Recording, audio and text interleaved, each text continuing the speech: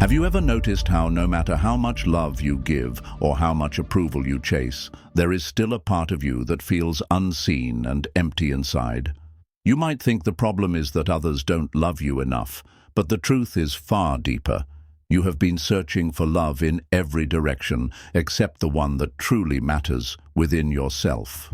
Buddhism teaches that the mind shapes our reality, and when the mind is filled with self-doubt and criticism, the world reflects that suffering back to us. But when you choose to honor yourself, when you learn to love yourself first, everything begins to shift. As the Buddha once said, "You yourself, as much as anybody in the entire universe, deserve your love and affection." 1. You cannot pour from an empty cup. Many of us grow up with the belief that in order to be considered good, worthy, or valuable, we must always put others before ourselves.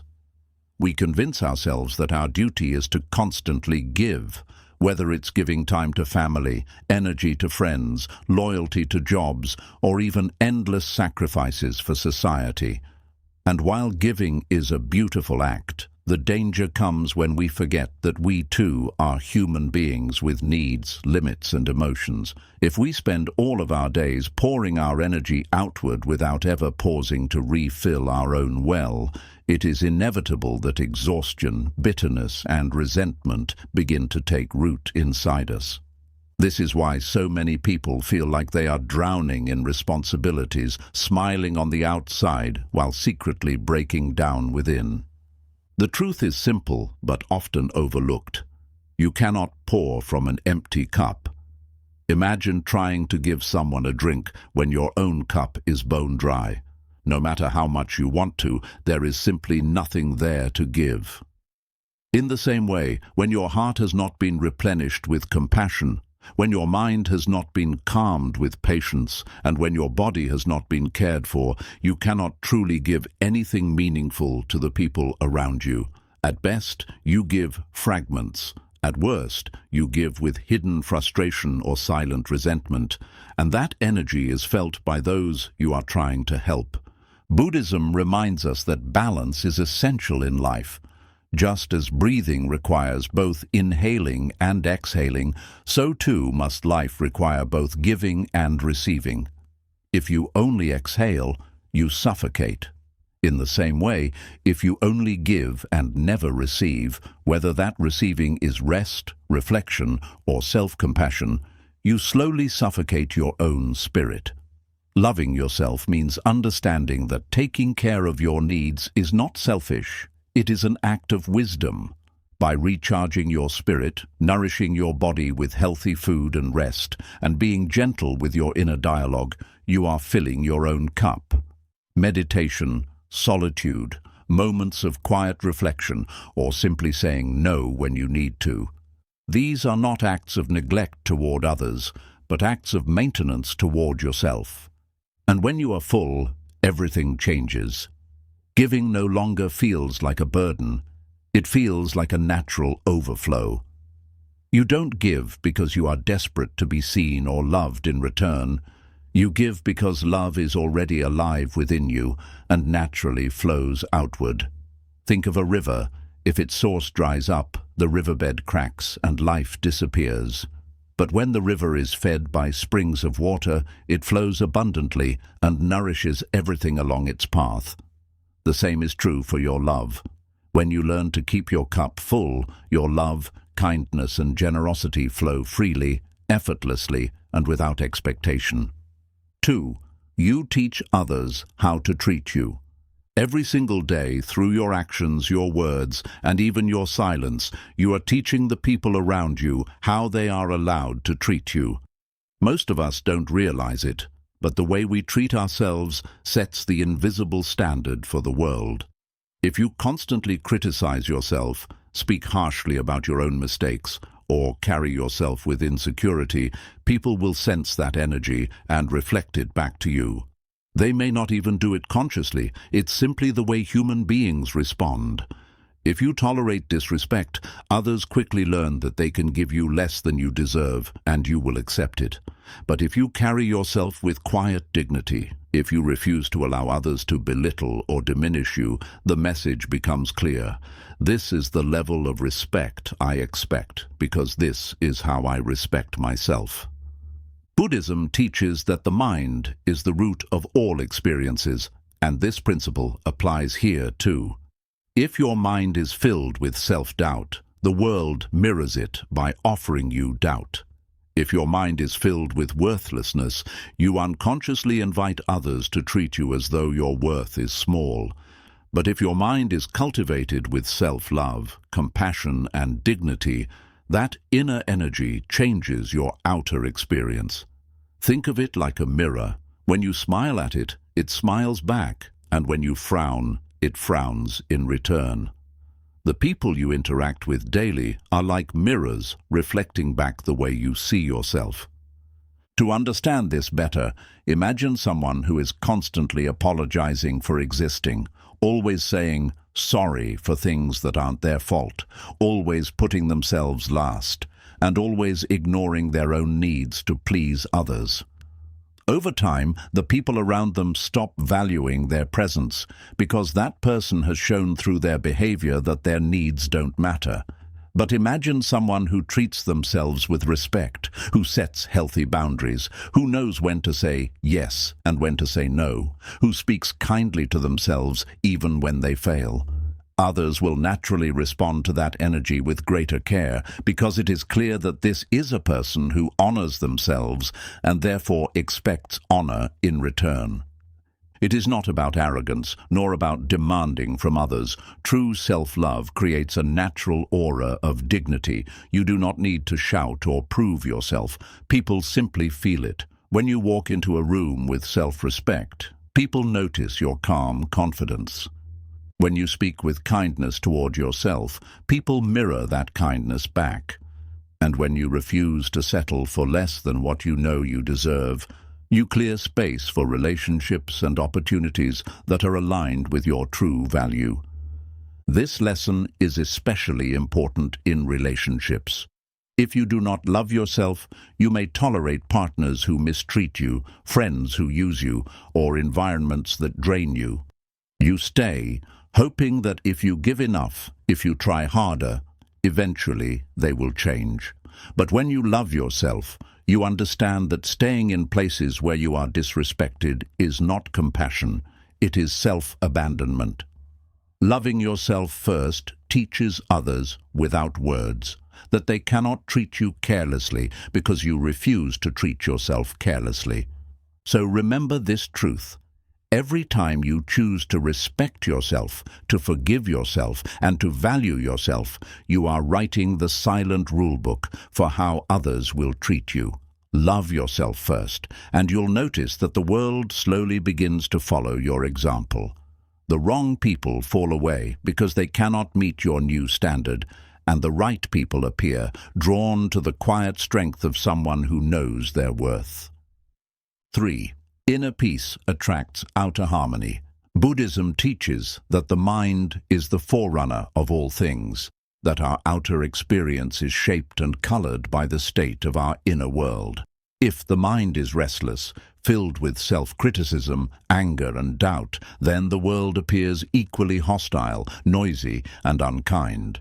But when we nurture a peaceful inner landscape, life begins to respond in ways that feel calm, balanced, and harmonious. This is why loving yourself is not just about how you feel inside, it directly shapes how you experience life on the outside. Think about a person who is constantly at war with themselves.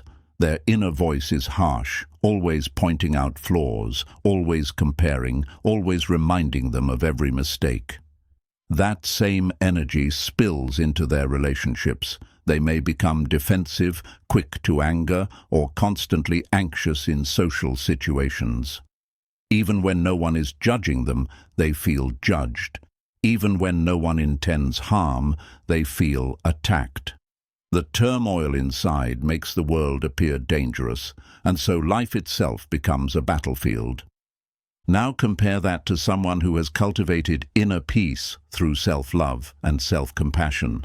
This person may still face challenges, but because they have learned to forgive themselves, to be patient with their flaws, and to speak kindly to their own heart, they carry a different energy. They are not quick to anger because they are not already angry within. They are not quick to judge others because they are not constantly judging themselves. Instead of reacting harshly, they respond with calm understanding, and this calmness radiates outward. People around them feel safe, respected, and valued in their presence. Workplaces feel lighter, family interactions feel smoother, and even strangers notice the gentleness in their energy.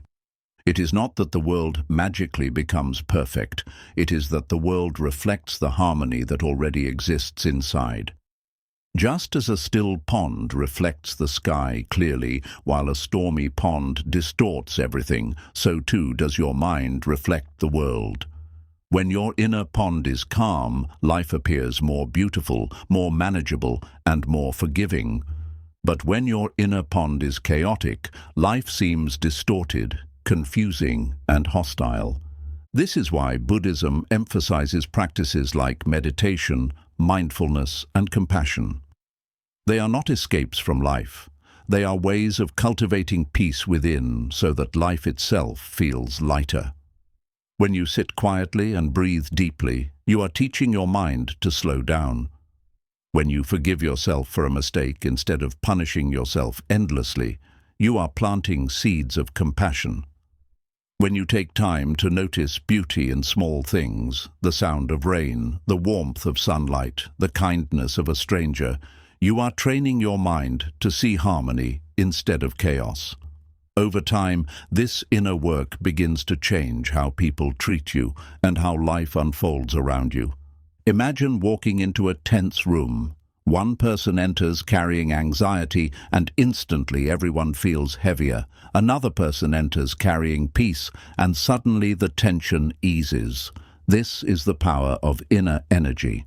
People may not understand it logically, but they sense it deeply. Your calmness becomes a medicine, not only for yourself, but for everyone you encounter. And it all begins with self-love, because when you love yourself, you stop fighting constant inner wars. You stop being your own enemy. You become your own source of comfort, strength, and healing.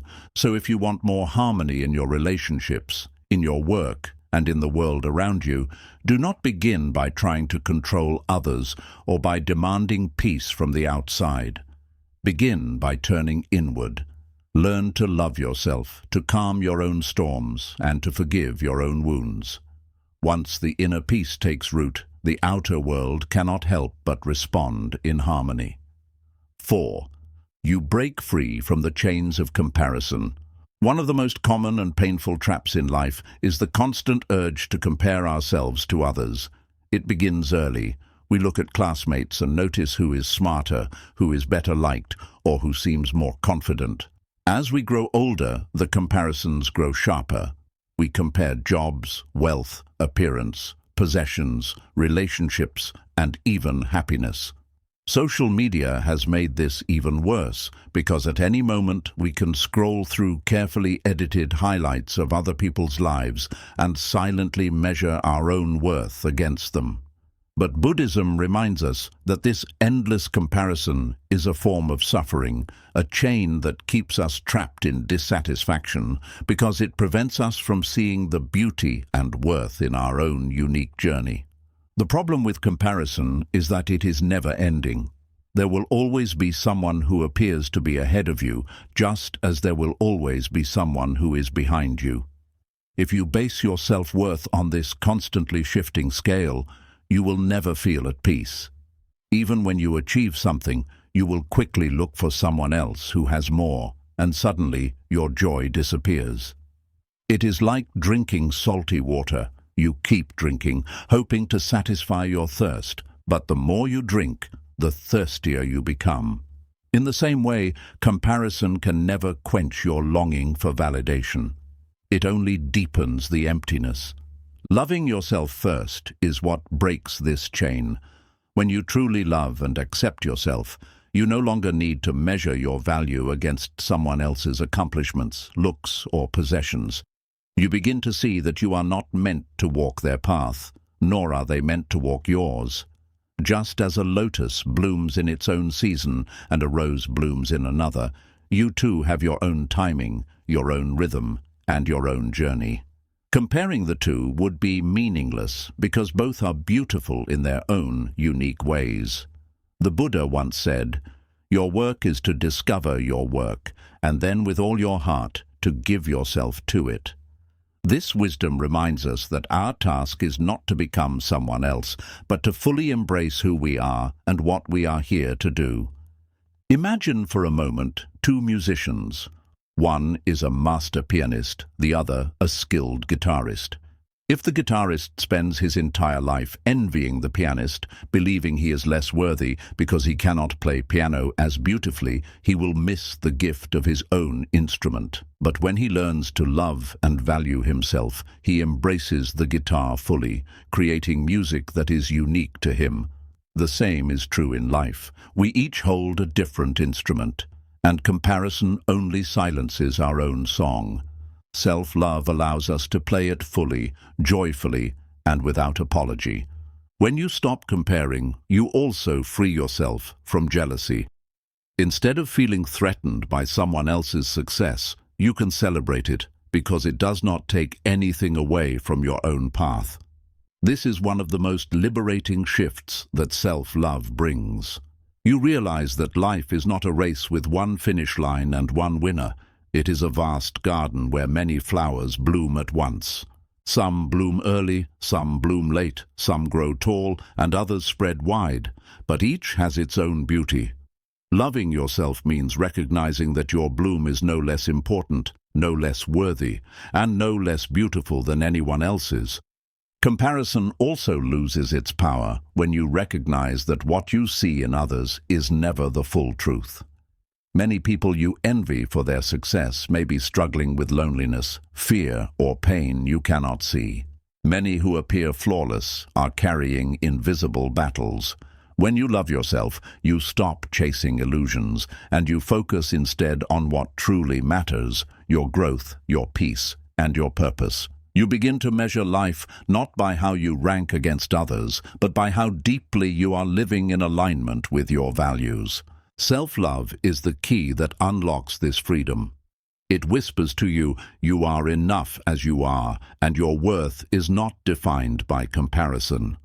With this awareness, the heavy chains of envy and insecurity fall away. You no longer need to prove yourself by competing, and you no longer feel small when someone else shines. Instead, you walk your own path with freedom, honoring your own pace and trusting that your light will shine in its own time. And when you live this way, life feels lighter because you are no longer running someone else's race. You are finally free to run your own. 5. Self-compassion heals wounds faster than self-criticism.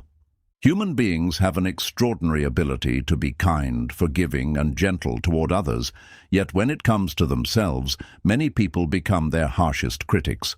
We can easily comfort a friend who has made a mistake, offering them words of encouragement, reminding them that everyone stumbles, and reassuring them that their worth is not defined by one failure.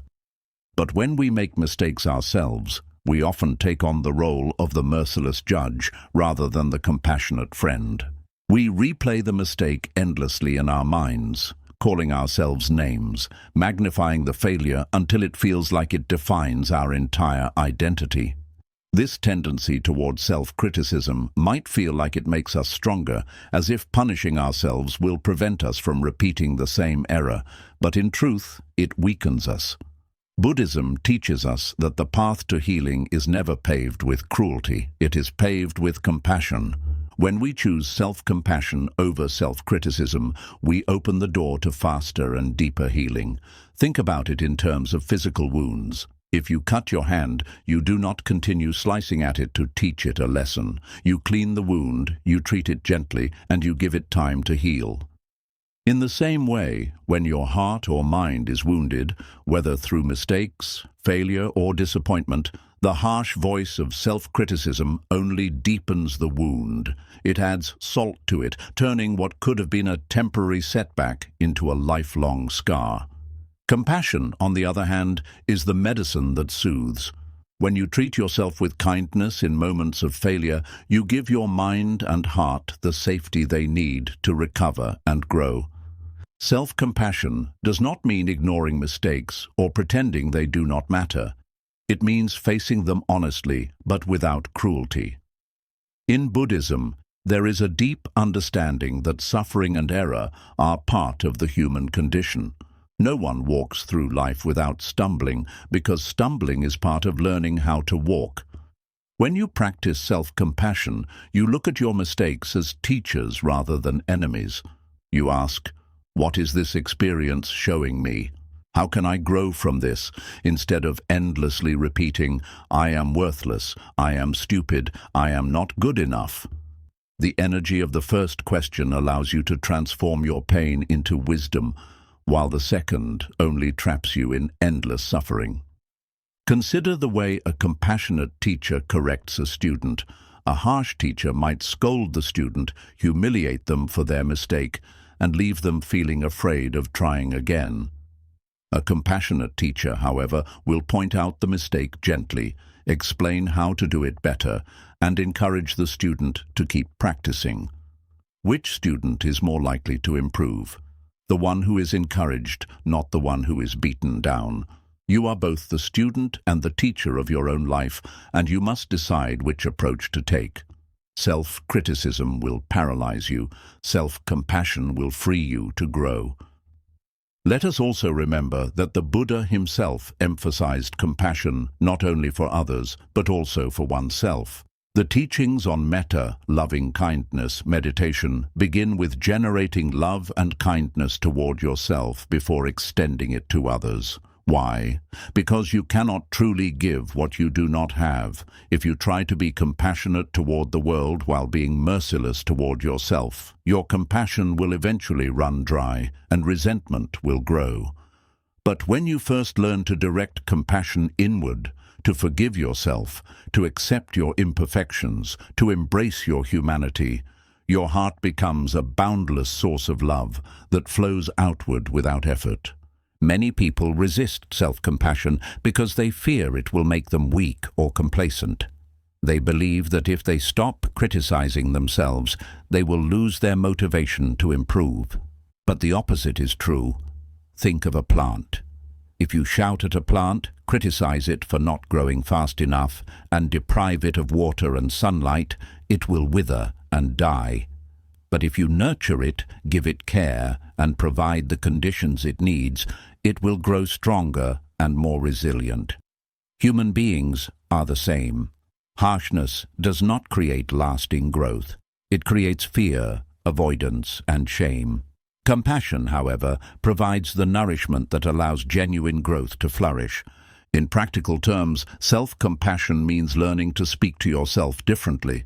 Instead of saying, "I always fail, I am useless," you say, "I made a mistake, but mistakes are part of learning. I will try again." Instead of saying, "I am broken," you say, "I am healing, and healing takes time." It means catching yourself when your inner voice turns cruel and gently redirecting it toward kindness.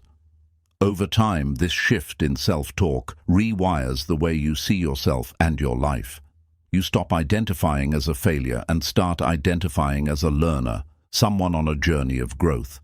The benefits of self-compassion go beyond just emotional well-being. They extend into relationships, work, and even health. Studies have shown that people who practice self-compassion are less anxious, less depressed, and more resilient in the face of challenges. They are also kinder to others, because when you no longer carry the heavy burden of self-hate, you have more space in your heart for patience and understanding. In relationships, self-compassion allows you to communicate more honestly because you are not constantly hiding behind shame. At work, it allows you to take risks and try new things without the paralyzing fear of failure. In health, it reduces stress, which benefits the body as much as the mind. Perhaps most importantly, self-compassion creates freedom. Self-criticism chains you to the past, forcing you to relive mistakes and failures over and over again. Compassion, however, allows you to let go. It acknowledges what happened, learns from it, and moves forward. This is one of the most powerful gifts of Buddhist wisdom, the understanding that each moment is new, and in each moment you have the opportunity to begin again. When you practice self-compassion, you no longer define yourself by your worst moments. Instead, you give yourself permission to keep evolving, to keep walking the path, and to keep becoming. So remember this truth. You are not your mistakes. You are not your failures. You are not the harsh voice in your head that tells you that you are unworthy. You are a human being on a journey, learning as you go, stumbling and rising, falling and standing again. And the journey becomes far more beautiful when you walk it with a gentle heart. Self-criticism will always keep you chained to suffering, but self-compassion will open the doors to healing, wisdom, and growth. By loving yourself with patience and kindness, you give yourself the greatest chance to flourish. And when you flourish, everyone around you benefits from the light you radiate. 6. Loving yourself helps you let go of toxic attachments. One of the deepest causes of human suffering, as Buddhism repeatedly teaches, is attachment. We cling to people, possessions, expectations, and even identities because we believe that without them we will be incomplete. In many ways, attachment arises from fear. The fear of being alone, the fear of being unworthy, the fear of facing life without something or someone to hold on to. And while love, connection, and belonging are natural human needs, there is a vast difference between healthy love and toxic attachment. Healthy love allows freedom, growth, and balance. Toxic attachment, on the other hand, suffocates, enslaves, and drains the soul. What keeps us trapped in these unhealthy bonds is often a lack of self-love, because when you do not truly value yourself, you accept mistreatment, cling to relationships that harm you, and settle for far less than you deserve. Think about the many times people stay in relationships long after the love has died, or long after the relationship has turned harmful. They stay not because it brings joy or peace, but because they fear the emptiness of being alone. Deep down, they believe they are not enough by themselves, that they require another person's validation to feel complete. This is what toxic attachment looks like, clinging to what hurts you because you are afraid of facing yourself. But when you begin to love yourself, something shifts. You realize that being alone is not a curse, but an opportunity for growth, healing, and rediscovery. You no longer settle for pain disguised as love because you know you deserve more. Self-love acts like a light in a dark room. It illuminates the truth of your relationships, your habits, and your attachments. When you love yourself, you can see clearly which connections uplift you and which ones drain you, which habits bring peace, and which ones bring suffering. Suddenly, the excuses you once made for people who mistreated you no longer make sense because your inner love refuses to accept abuse as affection. You stop tolerating what devalues you, not out of anger, but out of respect for yourself. Loving yourself means finally listening to the quiet voice inside that has always whispered, "You deserve better." Toxic attachment does not only exist in relationships with people, it also shows up in the way we cling to material things, social status, or rigid expectations of life. We may attach ourselves to a job that makes us miserable because we are afraid of losing financial stability.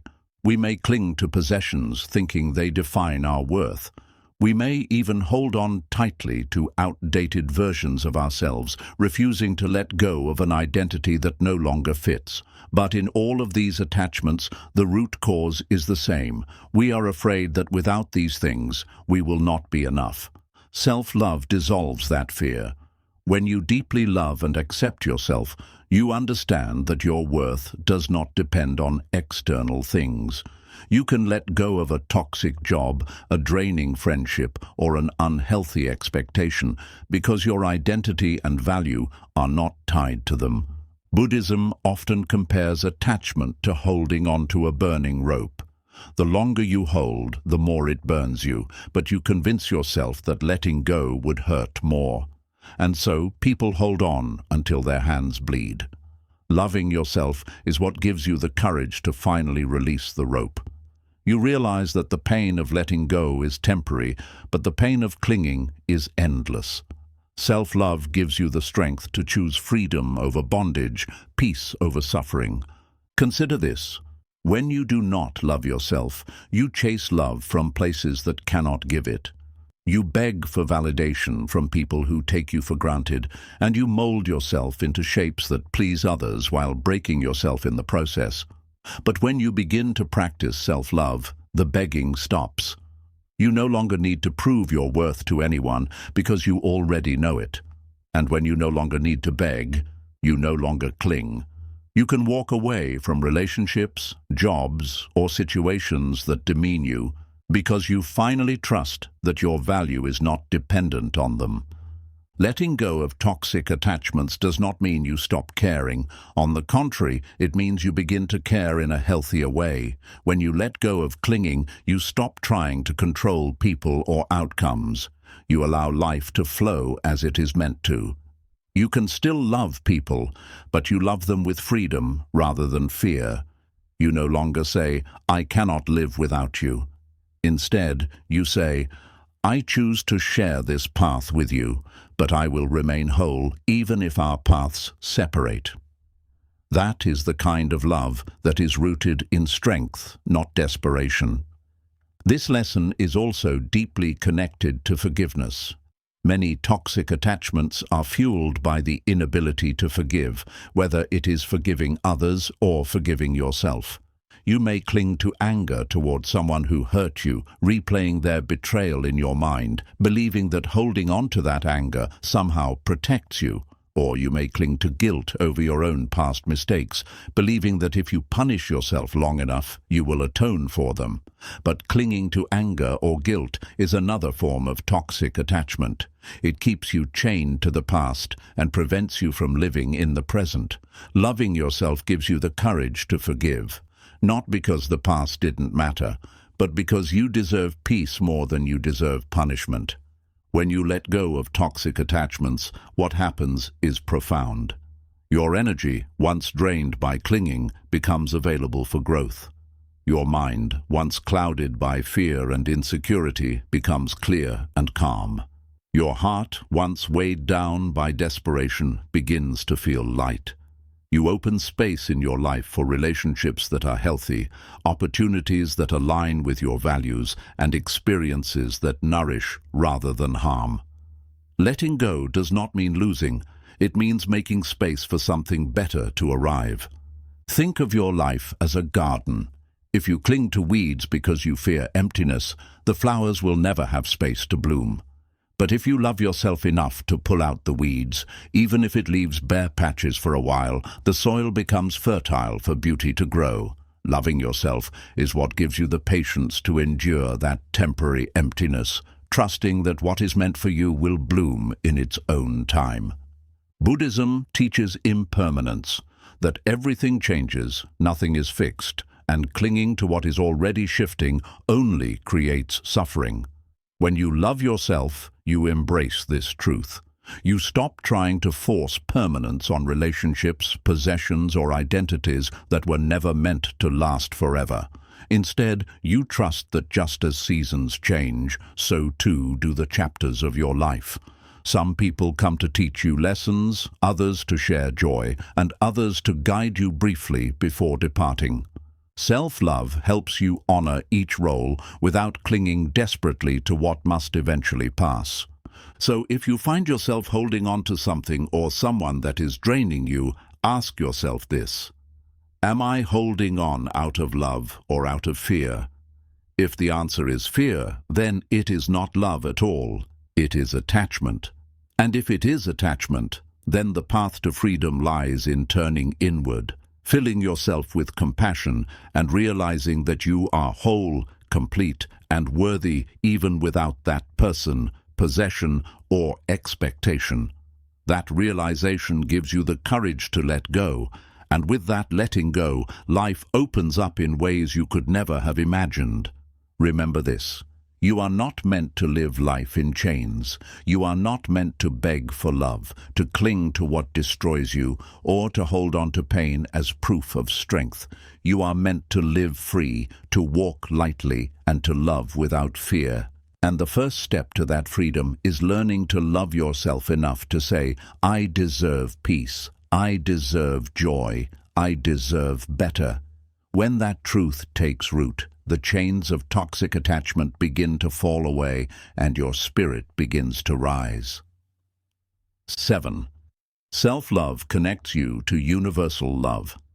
When most people hear the phrase love yourself, they imagine it as something personal, private, and even isolated.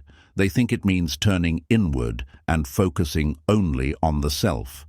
But in Buddhist teachings, true self-love is never selfish. In fact, it is the opposite. It is the foundation that allows you to dissolve the illusion of separation and expand into something far greater. When you love yourself in a healthy way, you begin to see that you are not a separate being existing against the world. You are part of the whole fabric of life. The compassion you extend inward becomes the very same compassion that flows outward, reaching others, reaching all living beings, and eventually connecting you to the universal love that binds existence together. To understand this, imagine a candle flame. If the flame is weak and flickering because the candle itself is neglected, it has no power to share light. But when the candle is cared for, protected from the wind, given enough wax to burn steadily, the flame grows strong. And a strong flame can light countless other candles without diminishing its own brightness. This is exactly how self-love works. When you nurture your own flame with kindness, forgiveness, and respect, you grow steady and radiant. From that strength, you naturally share warmth and light with others. But if your own flame is neglected, no matter how much you try to give, you cannot offer true light.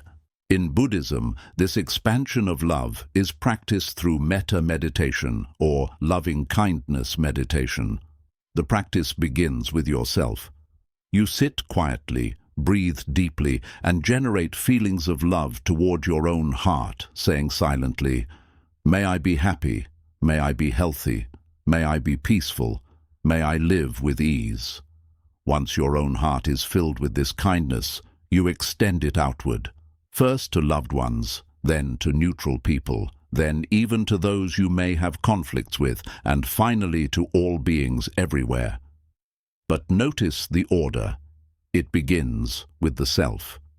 Because if you cannot sincerely wish peace for yourself, how can you authentically wish it for the world? Self-love is the seed, and universal love is the blossoming flower. When you truly love yourself, you begin to see that your worth is equal to every other being's worth. You are not above others, and you are not below them. This dissolves the dangerous illusions of superiority and inferiority. A lack of self-love often drives people to arrogance because they try to cover their inner wounds with pride, or it drives them to self-pity, believing they are less deserving of happiness than others. But self-love anchors you in balance. You begin to understand that just as you deserve compassion, so too does every living being. Just as you deserve forgiveness, so too does every other person, animal, or creature that exists. This realization expands your heart in powerful ways. When someone mistreats you, instead of responding with hatred, you are able to see that they too are suffering in some way, and their actions come from their own inner wounds. When you see a stranger struggling, you do not turn away, because your self-love has trained you to recognize suffering and to meet it with compassion instead of judgment. When you look at nature, the trees, the rivers, the mountains, you begin to feel connected to it all, because you no longer see yourself as separate. Self-love opens the doorway to this expansion by dissolving the inner war. Once you are at peace within, you see peace as possible everywhere. Another profound way self-love connects you to universal love is through the recognition of impermanence and shared humanity. You begin to understand that every being is walking a path of joy and sorrow, gain and loss, birth and death. When you forgive yourself for your flaws, you also learn to forgive others for theirs, because you see that all beings are struggling, learning, and stumbling forward. Your compassion expands naturally. Loving yourself first teaches you that you are not alone in your suffering, and this shared understanding creates empathy. The very pain that once made you feel isolated becomes the bridge that connects you to the rest of humanity. Imagine standing in a crowded street. Without self-love, you might feel small, disconnected, or invisible among the faces passing by. But with self-love, you feel whole. You look around and realize that each person you see carries their own burdens, their own dreams, their own fears. You begin to wish them peace, silently, just as you have wished peace for yourself. And in that moment, the boundary between me and them begins to dissolve. You realize you're all walking together in the great flow of life. This is the beginning of universal love. Buddhism often uses the metaphor of waves and the ocean. Each of us is like a wave, unique, individual, with our own shape and journey. But beneath the surface, we are all part of the same ocean. When you do not love yourself, you see yourself as a lonely wave, separate and fragile, always crashing against others. But when you love yourself, you recognize your true nature as the ocean itself, vast, connected, and inseparable from the whole. In this recognition, love expands beyond the self and embraces everything, because everything is part of the same essence. Self-love also transforms how you give love. Without self-love, giving often comes from need. You give because you want validation, approval, or love in return. And when it is not reciprocated, you feel hurt or resentful. But with self-love, giving becomes unconditional. You give because your heart is already full, not because you are trying to fill an emptiness. This unconditional love is what connects you to universal love. It is no longer about who deserves it or who has earned it. It flows freely because love itself becomes your natural state of being. This is why so many Buddhist teachers emphasize that true compassion begins with the self. It is not selfish, it is the foundation. If you hate yourself, your attempts to love others will always carry shadows of resentment, fear, or need. But if you love yourself, you give freely, joyfully, and without calculation. And when many individuals live this way, universal love is no longer an ideal. It becomes a lived reality. Communities heal, families grow stronger, and societies shift, because the energy of compassion begins to ripple outward like waves across water. Let us also remember that universal love does not mean you agree with everything or accept harmful behavior. It means that even when you set boundaries, even when you walk away from toxic people, you still hold compassion in your heart. You do not wish harm because you understand that harming others only creates more suffering in the great web of life. Universal love is not blind acceptance, it is wise compassion. And the ability to practice wise compassion arises only when you love yourself enough to stand firm in your values while still holding space for understanding. Ultimately, loving yourself is the key that unlocks the truth of interconnectedness. It begins as a personal journey. You learn to speak kindly to yourself, to forgive your own mistakes, and to honor your own worth. But as that love deepens, it overflows into every corner of your life. You see yourself in others and others in yourself. You see that your happiness is linked to the happiness of all beings, and your suffering is not separate from theirs. This awareness is what Buddhism calls karuna, the great compassion that arises naturally from the recognition of oneness. So remember, when you love yourself first, you are not closing yourself off. You are opening yourself up. You are not becoming selfish. You are becoming whole. And from wholeness, love expands endlessly, like ripples on a pond, touching everyone and everything. Self-love is not the end of the journey. It is the beginning. It is the foundation upon which universal love is built. And when universal love blossoms, the world is no longer a place of isolation and fear, but a living, breathing community of beings all connected by the same thread of compassion. 8. Self-love awakens the courage to live authentically. One of the deepest struggles human beings face is the pressure to live according to the expectations of others. From childhood, we are conditioned to believe that our worth depends on meeting standards set by family, culture, society, or peers. We are told how we should look, what we should achieve, how we should behave, and even what kind of dreams are acceptable. Over time, many people lose touch with who they truly are. They create masks to fit in, bending themselves into shapes that please others, but suffocate their own spirit. The result is a life lived in quiet conflict, where the outer self and the inner self are at war.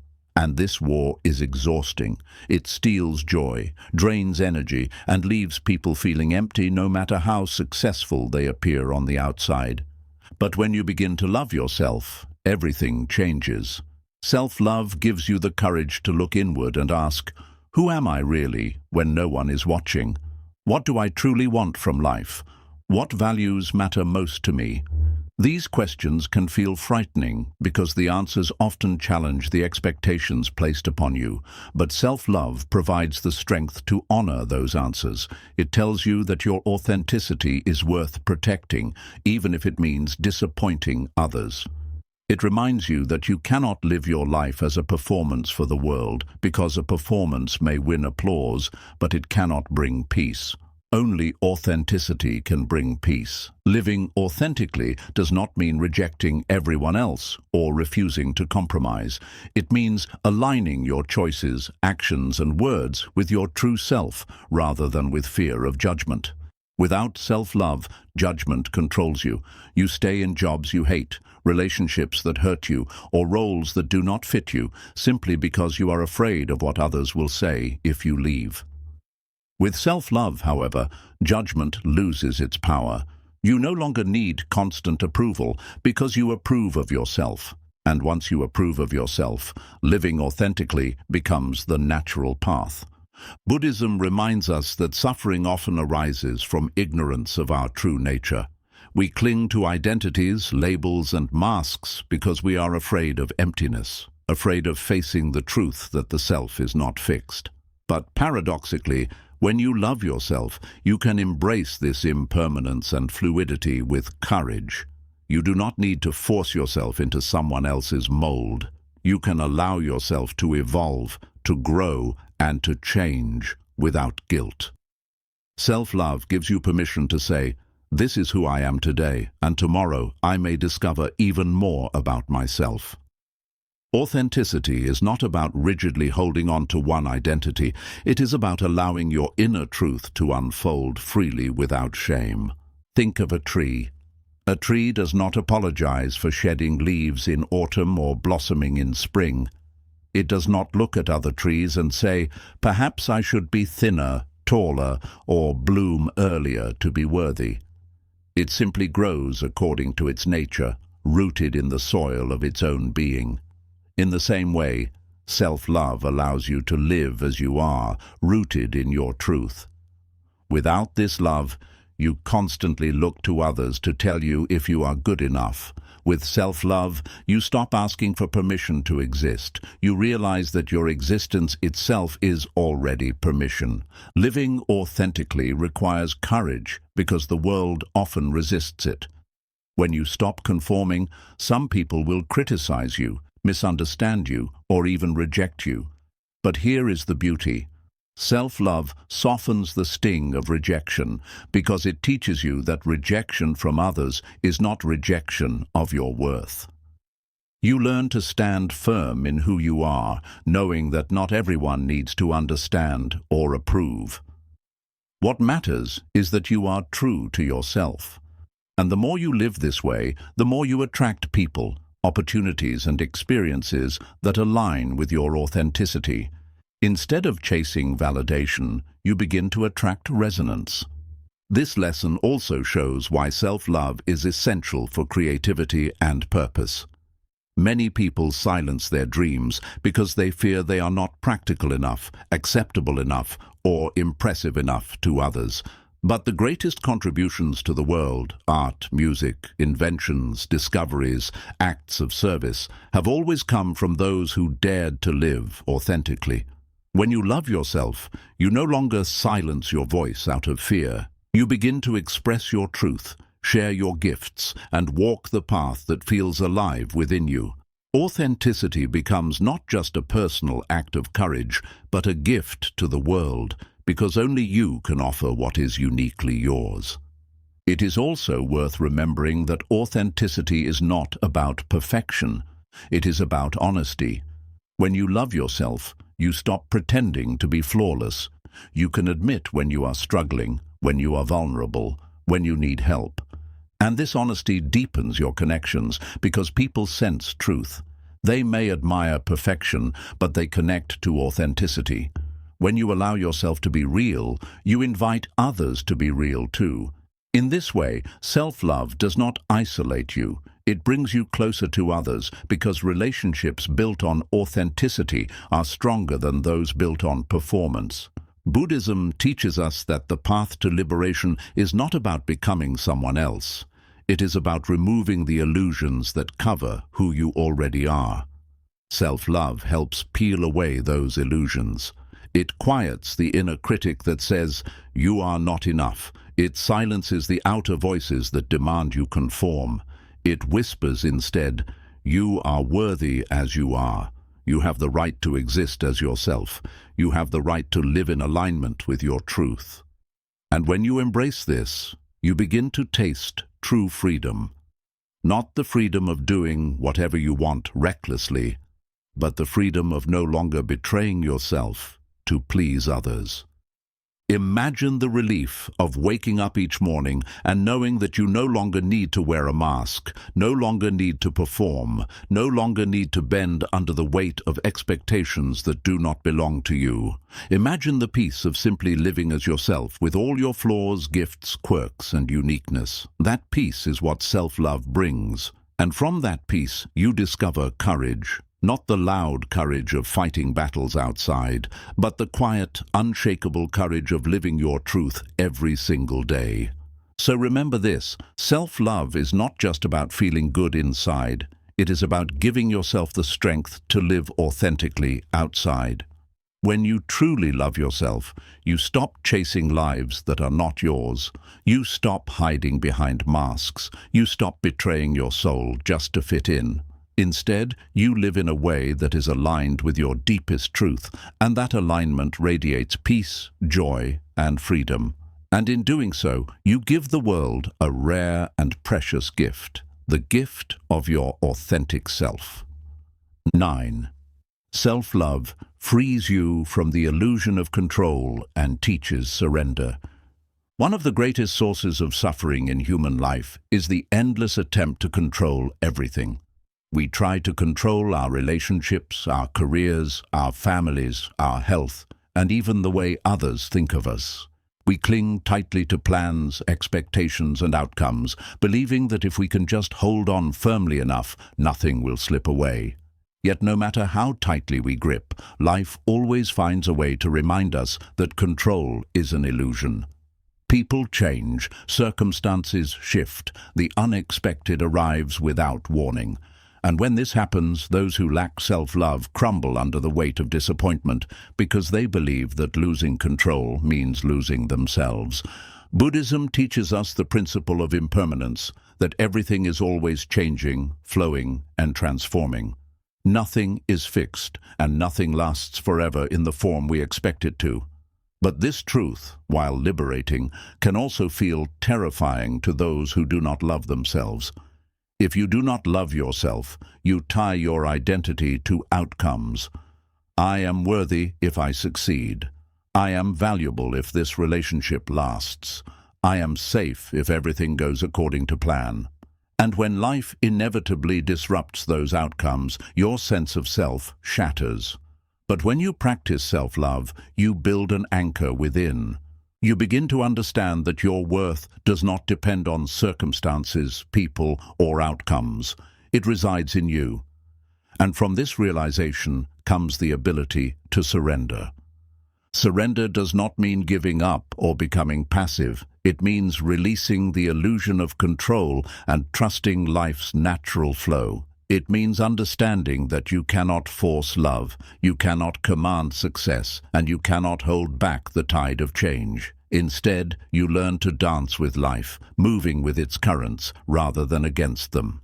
Self-love is what makes this surrender possible, because only when you truly accept yourself can you let go of the desperate need to control how others see you, how things unfold, or what the future brings. Think of a river. If you throw yourself into it and thrash wildly, trying to force the water to flow your way, you will exhaust yourself and may even drown. But if you trust the river and allow yourself to float, you move forward effortlessly. Life is like that river. Without self-love, you thrash, constantly fighting, controlling, fearing. With self-love, you float. You trust that even if the river bends or speeds up, you will still be carried forward. This trust is not blind. It is born from the knowledge that no matter what happens outside, you have a safe refuge inside yourself. Self-love also softens the pain of loss, which is often what drives our need for control. We cling to people or situations because we are afraid that without them, we will be incomplete. But when you love yourself, you realize that nothing outside of you defines your completeness. You can lose a job, and though it hurts, you do not lose your worth. You can lose a relationship, and though it is painful, you do not lose your identity. You can face rejection, failure, or change, and though it shakes you, it does not destroy you. Self-love makes you resilient because it tells you, even when the world changes, I remain whole. Buddhism uses the concept of non-attachment to explain this freedom. Non-attachment does not mean indifference, it means loving fully without clinging. It means enjoying the present moment without chaining it to expectations. When you practice self-love, you naturally move toward non-attachment because you no longer depend on external things to complete you. You can love others deeply, but you do not need to possess them. You can pursue goals passionately, but you do not tie your entire self-worth to their outcome. You can dream, plan, and strive, but when life takes an unexpected turn, you surrender with grace instead of breaking apart. This is perhaps one of the most powerful transformations self-love brings. It shifts your relationship with life itself. Instead of living in constant tension, always bracing against change, always grasping at control, you begin to live with openness. You wake up each day not with fear of what might go wrong, but with curiosity for what may unfold. You stop demanding that life bend to your will, and you begin to align with life's natural rhythm. This is what surrender looks like, not weakness but wisdom. And this wisdom is only possible when you have cultivated enough love for yourself that you no longer fear the unknown. Imagine standing on the edge of a cliff, the wind rushing around you, the vast horizon stretching endlessly before your eyes. Without self-love, you might be paralyzed with fear, clinging to the rocks, afraid of what could happen if you let go even slightly. But with self-love, you feel the strength within. You trust your footing, you trust the ground beneath you, and you trust the wind to carry you. The cliff is no longer a threat. it is an invitation. In the same way, life is no longer terrifying when you love yourself. It becomes expansive, open, and full of possibilities. Another way self-love teaches surrender is by helping you release the weight of the past. Many people are trapped not just by the illusion of controlling the future, but by the illusion of controlling what has already happened. They replay past mistakes, wishing they could undo them, or they hold on to old resentments, hoping that if they cling tightly enough, they can rewrite history. But the past is gone, unchangeable. To cling to it is to carry a heavy stone on your back while trying to move forward. Self-love allows you to set down that stone. It teaches you that forgiving yourself is not weakness, it is wisdom. By forgiving yourself and letting go of the past, you surrender to the reality of the present. Surrender also transforms how you deal with uncertainty. Without self-love, uncertainty feels unbearable because you do not trust yourself to face what comes. You need control because you fear you cannot handle surprises. But with self-love, uncertainty becomes manageable. You know that whatever comes, you will be able to navigate it because you trust your strength, your resilience, and your ability to adapt. Life's unpredictability no longer feels like a threat. It becomes a teacher. Each twist and turn shows you new sides of yourself, new strengths you did not know you had, and new opportunities for growth.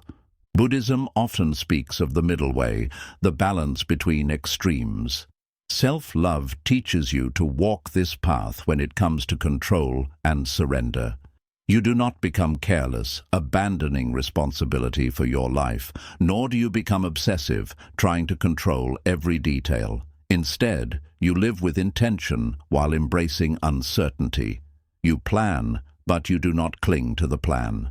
You love, but you do not chain love with possession. You dream, but you do not attach your worth to outcomes. This balanced surrender is not possible without self-love, because only when you feel safe within yourself can you loosen your grip on the world outside. Letting go of control also allows you to deepen your spiritual connection. When you stop forcing, you make space for flow. You begin to notice synchronicities, moments when life seems to guide you, doors opening at the right time, people appearing when you need them most. These are not accidents, they are the natural result of moving with life instead of against it. Self-love gives you the faith to trust this flow, because you no longer believe that you must control everything to be safe. You begin to see life itself as a partner, not an enemy, and this partnership allows you to live with peace instead of constant struggle. The lesson of surrender is not an easy one. It requires daily practice because the human mind is always tempted to grip tightly. But each time you remind yourself to breathe, to release, to trust, you are practicing surrender. And each time you practice surrender, you reinforce your self-love, because surrender is, at its core, an act of trust in yourself. It says, "I believe that even if things do not go my way, I will be okay. I believe that I am strong enough to face what comes. I believe that my worth is not tied to outcomes." So remember this truth. Control is an illusion, but surrender is freedom. Self-love is what makes this freedom possible because it teaches you that your value is not fragile, not conditional, not dependent on external circumstances. With self-love, you stop clutching at life in fear and you begin to live with open hands. And with open hands, you are finally able to receive what life has been trying to give you all along: peace, wisdom, and the joy of simply being. Self-love transforms loneliness into peaceful solitude. Loneliness is one of the most painful experiences a human being can go through. It eats away at the heart, whispering that we are unwanted, unseen, or unworthy. It creates a hollow space inside that feels endless, a space that many try to fill with noise, distractions, or unhealthy attachments. People chase relationships not because they are rooted in love, but because they are terrified of being alone. They drown themselves in work, entertainment, or social media, anything that can distract them from sitting quietly with themselves. But no matter how much we try to cover loneliness, the ache remains, because the root of loneliness is not the absence of others, it is the absence of connection with ourselves. Buddhism teaches that suffering arises from misunderstanding, and one of the greatest misunderstandings is equating solitude with loneliness. Loneliness is the pain of disconnection, but solitude is the joy of presence. Loneliness comes from believing you are incomplete and need someone else to complete you, while solitude is the recognition that you are already whole.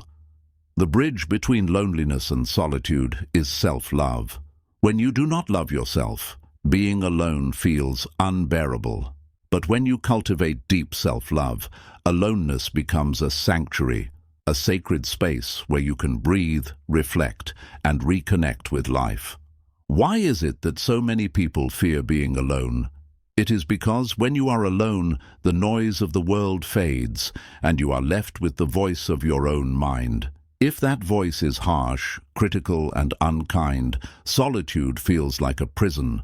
But if that voice is gentle, compassionate, and loving, solitude feels like freedom. Self-love changes the voice in your head. It transforms solitude from emptiness into fullness, from fear into peace, from exile into homecoming. Think about this. If you are constantly seeking people to avoid being alone, you are not truly connecting, you are escaping. Your relationships become a way to fill a void rather than to share genuine love. But when you learn to love yourself, you no longer need others to complete you. Instead, you can choose relationships out of joy, not desperation. You can be with others because you want to, not because you are afraid not to. This shift is powerful. It turns love into something pure, because it flows from wholeness rather than from fear of loneliness. Buddhism encourages practices like meditation and mindful breathing precisely because they teach us how to be at home with ourselves. In meditation, you sit quietly, doing nothing but observing your breath and thoughts. At first, this feels uncomfortable, even unbearable, because the restless mind resists stillness. But over time, you begin to discover a deep peace that lies beneath the surface noise. This is the heart of solitude, not the absence of people, but the presence of your true self. When you cultivate self-love, meditation becomes less about discipline and more about intimacy. You enjoy being with yourself because you are no longer an enemy to yourself. Let us look at the lotus, one of Buddhism's most beloved symbols. The lotus grows in muddy waters, yet it rises above the mud to bloom in perfect beauty. In the same way, when you embrace solitude with self-love, you rise above the mud of loneliness. You bloom not because you escaped the mud, but because you transformed it. Loneliness becomes the fertile ground from which solitude blossoms. Instead of drowning in emptiness, you learn to rest in fullness. Instead of fearing silence, you learn to hear its music. One of the most freeing truths you discover through self-love is that you are never truly alone. Yes, you may sometimes sit without human company, but you are always connected to life itself. The trees breathe with you, the stars shine above you, the earth supports you beneath your feet. When you sit in solitude with self-love, you begin to feel this connection. You realize that the universe is not indifferent. It is alive, pulsing, and present within you. You are part of the great web of existence, and in that realization, the sharp edges of loneliness soften into belonging. Self-love also allows you to face the fear of abandonment. Many people stay in toxic relationships because they are terrified of being abandoned, believing they cannot survive without the other person. But when you love yourself, abandonment loses its sting. You realize that even if someone leaves, you will not collapse because you are not leaving yourself. This inner loyalty transforms solitude into strength. You know that no matter what happens, you will always have your own presence to rely on. This is why the Buddha taught that true refuge is not outside, it is within. Transforming loneliness into solitude also gives you the gift of creativity and clarity. When you stop running from yourself, you create space for inspiration to arise. The greatest thinkers, artists, and sages throughout history often found their deepest insights in solitude. Why? Because in solitude, free from the constant noise of other voices, the whisper of truth can finally be heard. When you love yourself, solitude no longer feels like a cage. It becomes a wellspring of wisdom. You begin to enjoy your own company, to explore your thoughts, to follow your curiosity. Instead of fearing the silence, you find it fertile. Another gift of solitude born from self-love is that it strengthens relationships. This may sound paradoxical, but it is true.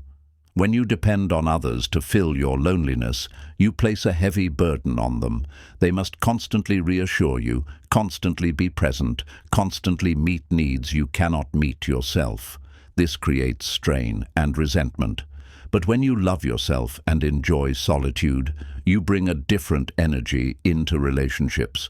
You no longer cling. You no longer demand constant reassurance. You approach others not as someone desperate to be filled, but as someone already whole, ready to share joy. This creates healthier, freer, and deeper connections. Of course, solitude does not mean isolation. It does not mean cutting yourself off from the world. It means learning to balance time with others and time with yourself. It means understanding that both are necessary. Just as day and night balance each other, so too do solitude and community. When you love yourself, you naturally create this balance. You do not hide from people out of fear, nor do you chase them out of desperation. You flow between solitude and connection with ease, because both feel nourishing instead of frightening. Self-love also helps you face the reality of impermanence in relationships. No matter how much we love someone, there will be times when we are apart, through distance, conflict, or even death. If you have never learned to be at peace with yourself, these moments can feel unbearable. But if you have cultivated self-love and discovered the peace of solitude, you can endure separation with grace. You grieve, yes, but you do not collapse. You miss them, yes, but you do not lose yourself. You remain rooted because your sense of wholeness is not entirely dependent on anyone else. This is one of the most profound freedoms that self-love offers. Imagine sitting under a tree in a quiet garden. The world outside is busy, people rushing here and there, but you sit calmly, breathing, listening to the rustle of leaves. At first you might feel restless, itching to check your phone, wishing for someone to talk to. But as you sit longer, something shifts. You begin to notice details, the way sunlight filters through branches, the rhythm of your breath, the stillness that surrounds you. Slowly, loneliness dissolves, and in its place arises a deep sense of connection, not to another person, but to life itself. This is the heart of solitude, and it is only possible when you approach yourself with love. The transformation from loneliness to solitude is not a one-time event. It is a practice. Some days being alone will still feel heavy, especially if old wounds resurface. But each time you choose to meet yourself with kindness instead of fear, you are strengthening the bridge to solitude. Each time you tell yourself, "I am enough, even here, even now," you are teaching your heart to rest in its own company. Over time, loneliness loses its grip, and solitude becomes a trusted friend. So remember this. Loneliness is not cured by more people. It is healed by more self-love. Solitude is not something to fear. It is something to cherish. When you learn to love yourself deeply, you stop running from silence and you begin to discover its treasures. You realize that you are never truly alone because you always have yourself, and within yourself lives the entire universe. Self-love turns solitude into sanctuary, and in that sanctuary, you find peace that no one can take away. Self-love teaches you to embrace impermanence and find freedom in change. One of the central teachings of Buddhism is impermanence, the truth that nothing lasts forever. Everything is in constant motion, arising, changing, and passing away. The seasons shift, bodies grow old, relationships evolve, opportunities appear and disappear, and even the thoughts in your mind flicker in and out like waves upon the ocean. At first, impermanence may seem frightening. The idea that nothing lasts forever can make us cling more desperately to what we love, fearing that it will slip away. It can make us resist change, holding tightly to routines, identities, or people as though they could remain frozen in time. But no matter how hard we resist, change comes. Impermanence is the law of life, and the question is not whether it will happen. The question is how we will respond to it. When you do not love yourself, impermanence feels like a threat. Every change feels like a loss. Every ending feels like proof of unworthiness, and every transformation feels like something to fear. If a relationship ends, you see it as evidence that you were not enough. If a job shifts, you view it as failure. If your body changes with age, you feel shame. You fight against impermanence as though resisting it will somehow preserve your worth. But the truth is that impermanence is not the enemy. It is the essence of life. The leaves must fall for new buds to grow, night must come for morning to return, and endings must arrive for beginnings to emerge. This is where self-love changes everything. When you cultivate deep love and acceptance for yourself, you begin to see that your worth is not tied to permanence. It is not tied to things staying the same. You realize that no matter how much the outer world changes, your inner dignity, your inner light remains. This gives you the courage to face impermanence, not with fear, but with openness. You stop clinging desperately, and you start flowing gracefully. You stop saying, "Please don't change," and you start saying, "I trust myself to adapt." Consider the analogy of the butterfly. A caterpillar cannot stay a caterpillar forever. It must enter the cocoon, dissolve into something unrecognizable, and then emerge transformed. To the caterpillar, this might feel like death, an ending. But in truth, it is transformation into something even greater. In the same way, when life pulls you into a cocoon of change, you may feel like everything familiar is dissolving. Without self-love, you panic, believing that the loss of form is the loss of self. But with self-love, you trust the process.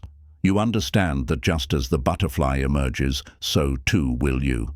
Self-love gives you the patience to endure the cocoon and the faith to embrace the wings that will follow. One of the deepest pains people experience is the loss of relationships. Whether through breakups, betrayal, distance, or death, people we love eventually leave us in one form or another. Without self-love, this pain can shatter us because we believe that our identity was entirely tied to them. We say, "Without them, I am nothing." But self-love reminds you that while people may come and go, your worth remains. It gives you the ability to grieve deeply without losing yourself. It allows you to honor the impermanence of relationships, recognizing that even if they end, the love shared was real, the lessons gained were valuable, and the growth remains. Instead of clinging, you can release with gratitude because you know you are still whole. Impermanence also shows up in the body. We live in cultures that worship youth and perfection, and so the natural process of aging is often viewed with fear and shame. People fight against wrinkles, grey hair, or slowing bodies as if they were personal failures rather than natural transitions. Without self-love, every change in the mirror becomes a reason for self-criticism. But with self-love, you see aging differently. You understand that your body is not meant to remain frozen. It is meant to tell the story of a life lived. Each wrinkle is a map of laughter and tears, each scar a testament to survival, each grey hair a thread of wisdom. Self-love transforms aging from something to dread into something to honor. You can accept impermanence in the body because you have embraced permanence in the soul.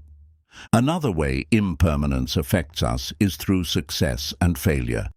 Many people tie their self-worth to achievements, believing that as long as they are successful, they are valuable. But success, like everything else, is impermanent. Jobs can be lost, fortunes can fade, reputations can shift overnight. If you do not love yourself, these changes can destroy you because they strip away the external markers of worth. But with self-love, you understand that success does not define you, nor does failure diminish you. You can enjoy achievements when they come and let them go when they pass because your identity is not built on them. Self-love gives you stability amidst the instability of worldly success.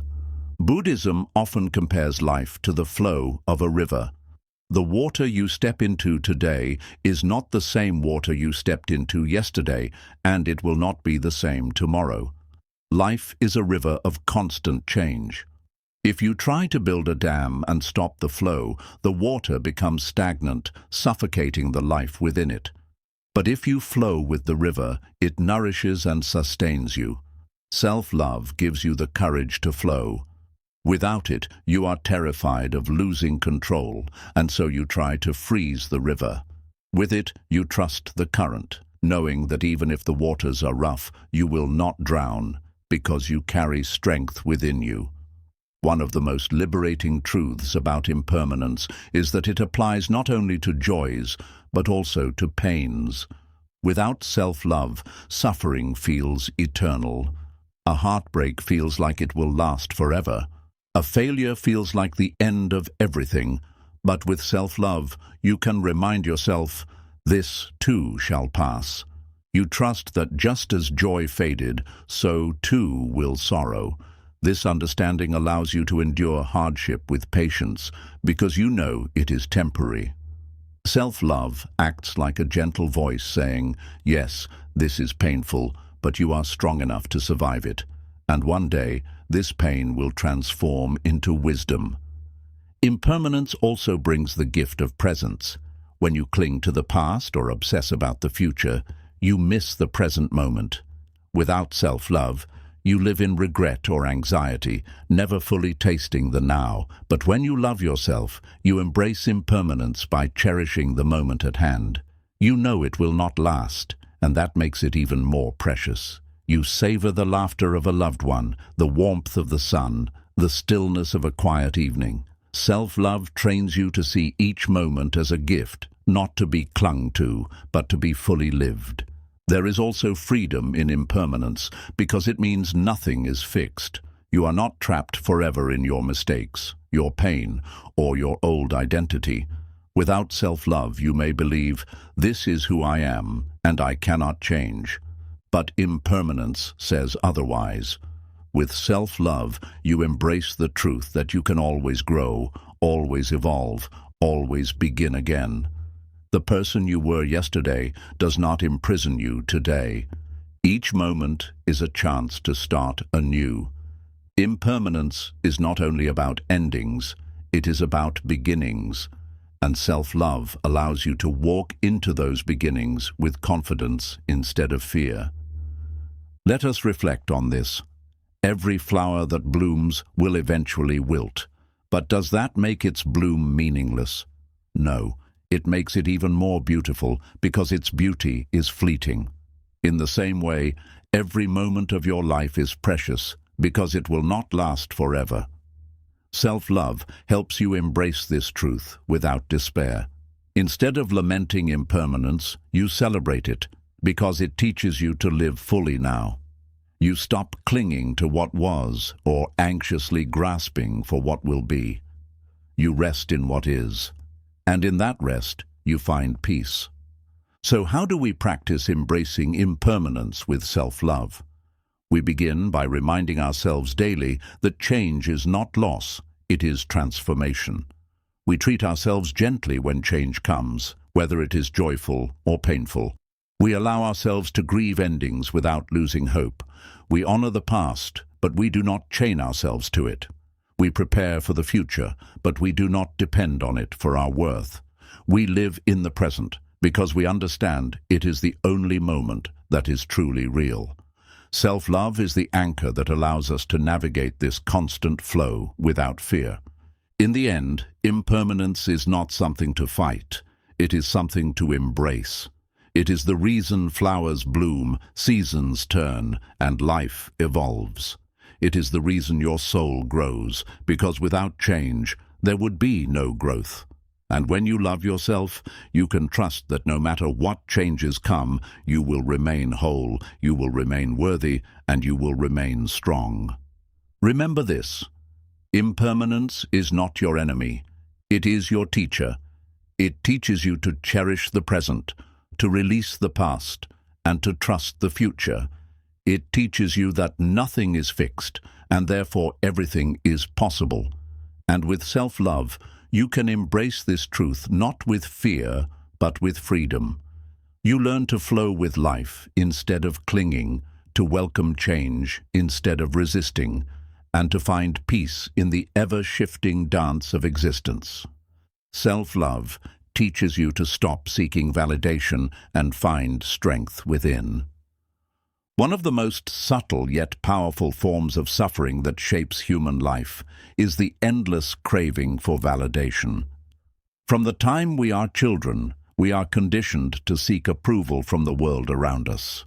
We want our parents' praise, our teachers' recognition, our peers' acceptance. As adults, the craving becomes even louder. We measure our worth by the number of compliments we receive, the success we display, the followers or likes on a screen, or the recognition we gain from careers and relationships. And while external validation can bring momentary joy, it is never enough. Like drinking salt water, the more we consume, the thirstier we become. Buddhism teaches us that craving is one of the root causes of suffering. Craving for wealth, craving for pleasure, craving for recognition, all of these keep us chained, restless, and dissatisfied. When you live for validation, your sense of self becomes fragile. One harsh word from another person can shatter your confidence. One failure can convince you that you are worthless. One moment of being overlooked can send you spiraling into self-doubt. Your worth becomes like a feather in the wind, blown in whatever direction the world chooses. This is why self-love is so vital. When you love yourself deeply, you begin to free yourself from the constant hunger for external validation. You realize that your worth is not something the world gives you. It is something you already possess by virtue of being alive. You do not need someone to tell you that you are valuable in order for it to be true. Self-love teaches you to look inward instead of outward, to find strength within instead of begging for it from outside. Let us imagine two people. The first does not love themselves. They live each day waiting for others to notice them. If they receive a compliment, they feel worthy for a moment. If they are criticized, they collapse. Their happiness is entirely at the mercy of others. The second person, however, has cultivated self-love. They appreciate compliments, but they do not depend on them. They accept criticism, but they do not define themselves by it. They walk through the world with quiet confidence, because their worth is rooted within. This is the difference between living enslaved to validation and living free through self-love. Think of a tree. A tree does not need the world to tell it that it is worthy of standing. It does not ask the passing birds or people for approval before it grows tall. Its roots go deep into the earth, and from that depth it draws strength. Your self-love is like those roots. Without it, you are easily uprooted by the storms of opinion. With it, you stand firm, regardless of whether others applaud or ignore you. One of the greatest illusions we carry is the belief that if enough people approve of us, we will finally feel whole. But how many times have you been praised or admired, only to feel the emptiness return shortly after? External validation cannot fill the inner void, because the void is not caused by a lack of approval, but by a lack of self-love. Until you turn inward and embrace yourself fully, no amount of applause will ever satisfy you. And when you do embrace yourself, you discover something profound. You no longer need applause to feel alive. Self-love also transforms how you respond to criticism.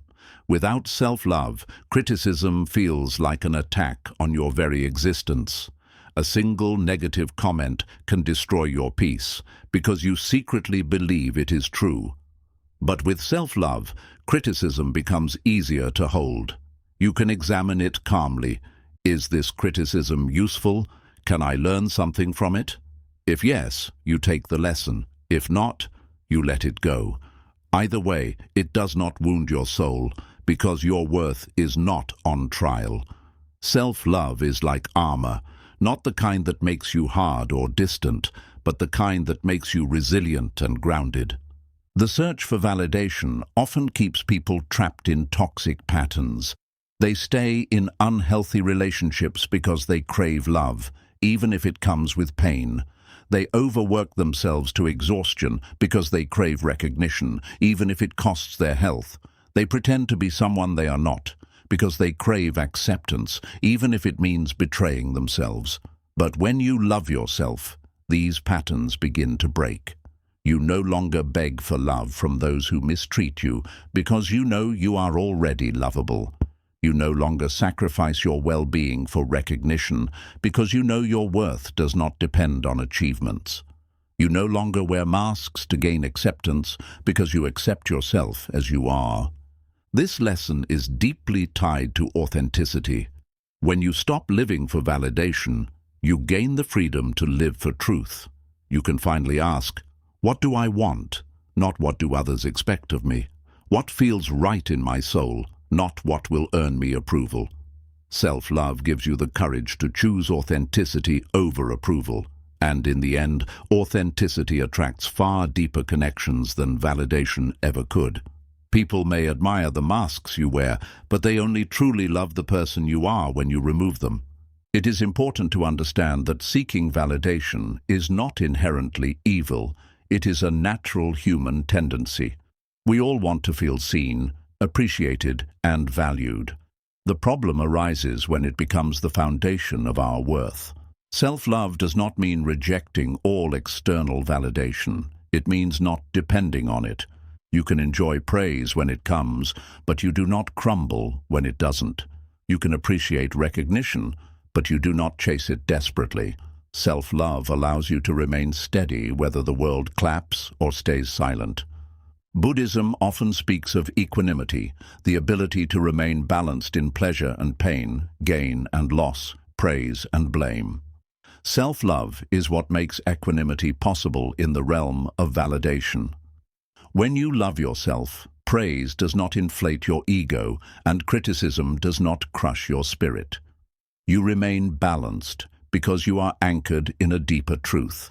Your worth is inherent, unshakable, and not dependent on external voices. Let us also reflect on how much energy is wasted in the pursuit of validation.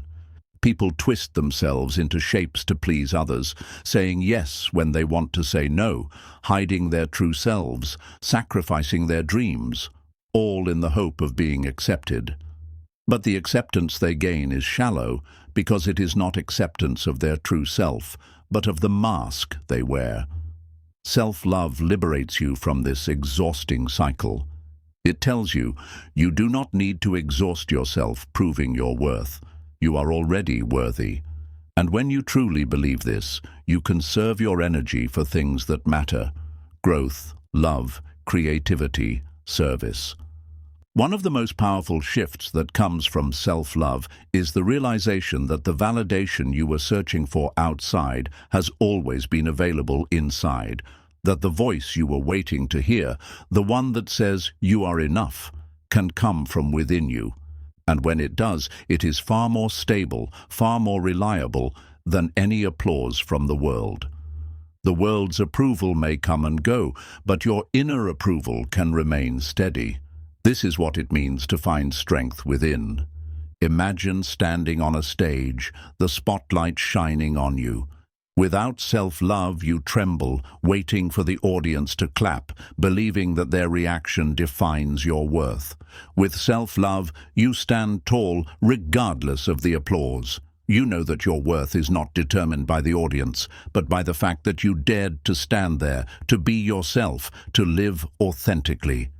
This is the power of self-love. It frees you from dependence on the crowd. So how do we practice this lesson? Begin by noticing when you are acting out of a need for validation. Ask yourself, am I doing this because it feels true to me, or because I want someone else's approval? If it is the latter, pause, turn inward, remind yourself of your worth. Speak kindly to yourself, as you would to a dear friend. Over time, this practice rewires your mind. The desperate craving for validation softens, and the steady voice of inner love grows louder. In the end, self-love teaches you this profound truth. Validation is fleeting, but self-acceptance is eternal. Applause fades, recognition shifts, opinions change. But the love you cultivate for yourself remains, anchoring you through every storm. When you stop seeking validation and find strength within, you no longer live as a prisoner of others' opinions. You live as a free being, walking your path with confidence, authenticity, and peace. Remember this: you do not need to be approved to be worthy. You do not need to be praised to be valuable. You do not need to be validated to be whole. You are already enough as you are in this moment. And when you finally believe that, when you finally love yourself enough to stop begging the world for scraps of approval, you discover a strength so profound that nothing can shake it. That strength is the gift of self-love, and it is the foundation upon which true freedom is built. Self-love teaches you to forgive yourself and break free from guilt. There are few chains heavier than the weight of guilt. It sits in the mind like a stone, dragging down every thought, coloring every decision, and robbing the heart of peace. Guilt comes when we replay past mistakes, choices, or failures, and believe that they permanently define us. It whispers, "You should have done better. You ruined everything. You don't deserve happiness." Some people carry this burden for years, even decades, punishing themselves long after the world has moved on. And yet, Buddhism teaches us that clinging to guilt is itself a form of suffering, a chain we choose to hold even though it is cutting into our hands. Why do we cling to guilt? Often it is because we confuse guilt with responsibility. We believe that if we stop feeling guilty, it means we do not care about the harm we caused or the mistake we made. We think guilt is the proof of our morality. But this is a misunderstanding. Responsibility and guilt are not the same. Responsibility is the willingness to face our actions honestly, learn from them, and repair what can be repaired. Guilt, however, is self-punishment. It paralyzes instead of heals. Responsibility looks forward, guilt looks backward. Responsibility transforms, guilt stagnates. Without self-love, it is nearly impossible to escape this cycle. When you do not love yourself, your mistakes become the whole story of who you are. You replay them endlessly because you secretly believe you deserve the punishment. You wear guilt like armor, thinking it protects others from being hurt by you again, when in truth it only cuts you off from growth, connection, and healing. But when you cultivate self-love, something powerful happens. You begin to see that your mistakes do not erase your worth. They do not cancel out your humanity. They are part of your journey, but they are not the whole journey. Self-love gives you the courage to face your past without being destroyed by it. Let us consider the example of a broken vase. Imagine you accidentally drop a vase that belonged to someone you care about. Without self-love, you might spend the rest of your life staring at the shattered pieces, replaying the moment it slipped from your hand, punishing yourself for your carelessness. But the vase will never be whole again by staring at the shards. With self-love, however, you accept the reality of what happened. You apologize sincerely, you learn to be more careful in the future, and you let go of the guilt. You may even take the pieces and repair them with golden glue, like the Japanese art of kintsugi, where broken pottery is mended with gold to highlight its cracks rather than hide them. In the same way, self-love allows you to turn your mistakes into wisdom, your scars into beauty, and your guilt into growth. Buddhism offers many practices for releasing guilt, and one of the most powerful is compassion. Just as you would comfort a child who made a mistake, you must learn to comfort yourself. If a friend came to you in tears, confessing a failure, would you condemn them endlessly? Or would you remind them that they are still worthy, still capable of growth, still deserving of love? If you can offer that kindness to others, why not to yourself? Self-love is the recognition that you are not excluded from compassion. The same gentleness you extend outward must also be extended inward. One of the deepest truths about guilt is that it locks us in the past. We cannot change what has already happened. We cannot undo words spoken, actions taken, or paths chosen. But what we can change is how we respond now. Without self-love, guilt keeps us chained to what is unchangeable, wasting our energy in endless self-punishment. With self-love, you recognize that while you cannot rewrite the past, you can write the future. Forgiving yourself does not erase the mistake, but it allows you to grow from it, and that growth is the true form of redemption. It is also important to see that guilt often arises from unrealistic expectations of perfection. Many people carry guilt not because they committed great wrongs, but because they fell short of impossible standards. They punish themselves for being human, for getting tired, for failing sometimes, for not always knowing the right thing to do. But perfection is an illusion.